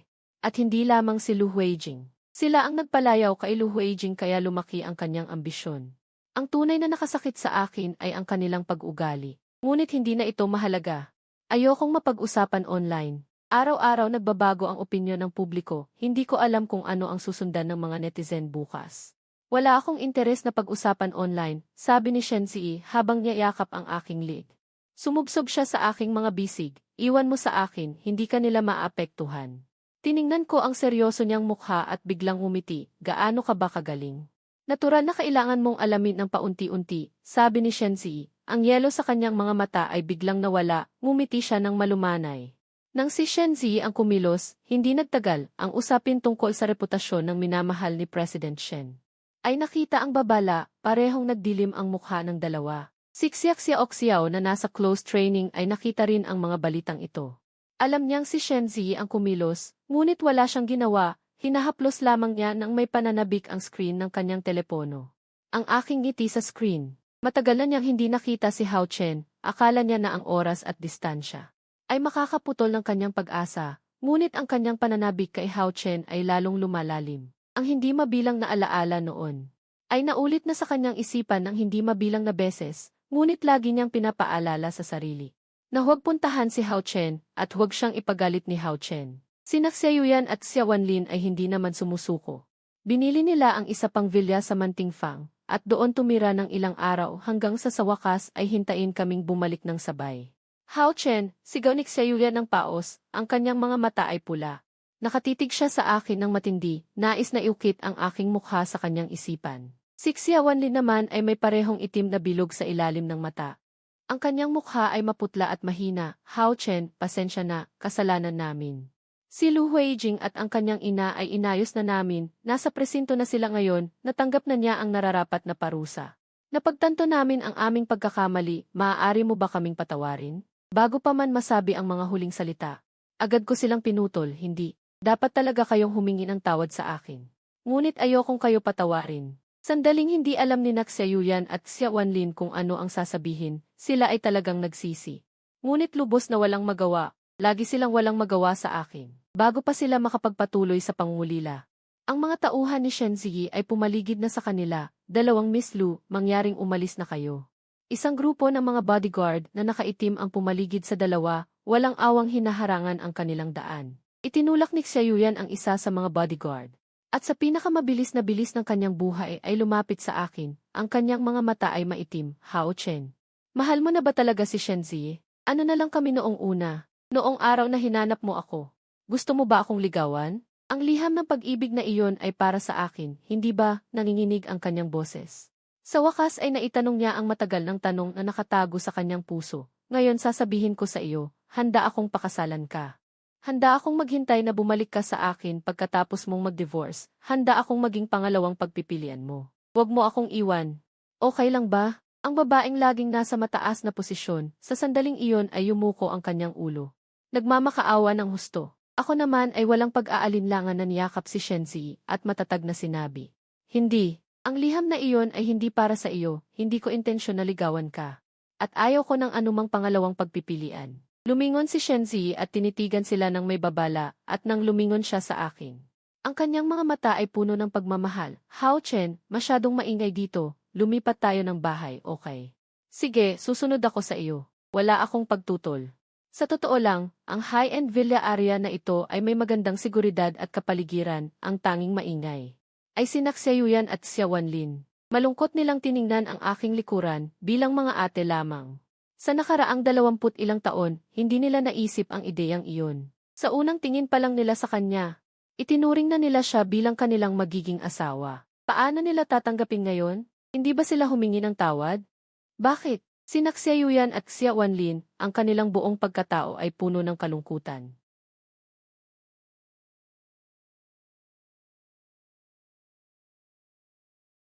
Lahat ng mga sulat ay ibinalik sa pinanggalingan. Ang laging abala na si President Xia, ang kanyang opisina ay puno ng hindi mabilang na mga liham ng paghingi ng tawad at pag-ibig, ngunit wala ni isa ang tinanggap. Ang dating inilabas ng Xia Corporation na alahas na tinatawag na Huijing, ay tahimik na inalis na, at ang mga kaugnay na balita ay nawala na rin.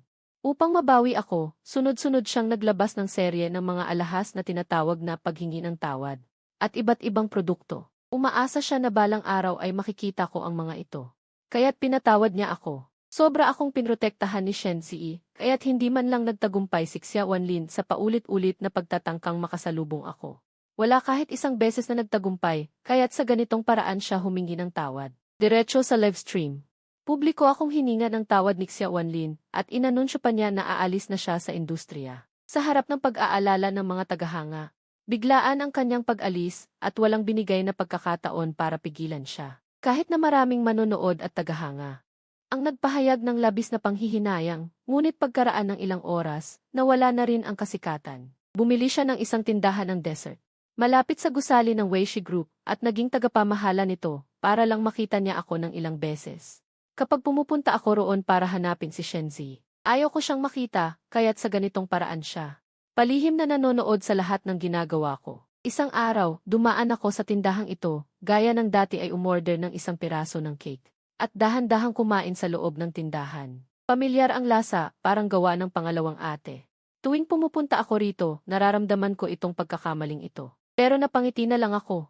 Paano naman kaya? Kung narito si Xia Wanlin, malamang siksikan ang tindahang ito. Matapos kumain ng cake, sinugod ko ang tamang oras para hanapin si Shenzi, ngunit naiwan ko. Ang resulta ng medical check-up sa mesa. Hanggang sa lumayo ako, sa kadahan-dahang lumabas si Xia Wanlin. Kinuha niya ang report at bigla siyang nawala ng pag-asa. Buntis si Shenzi. Mapait siyang umiti. Noong una, inaasahan niya na balang araw, maghihiwalay kami. At mapapatawad ko siya. Sa ngayon, wala na raw pagkakataon. Umiti ako at umakyat para hanapin si Shenzi. Diretso kong niyakap siya mula sa likod at masayang sinabi, Zi, nakuha ko na ang resulta ng check-up mo. Meron na tayong anak. Hindi mapigilan ni Shenzi ang kanyang saya. Mahigpit niya akong niyakap at hinalikan sa noo. At sinabing di mahal kita. Mahigpit kaming nagyakapan. Sa isang sulok, siksak si Oxiao na may hawak na tropeo.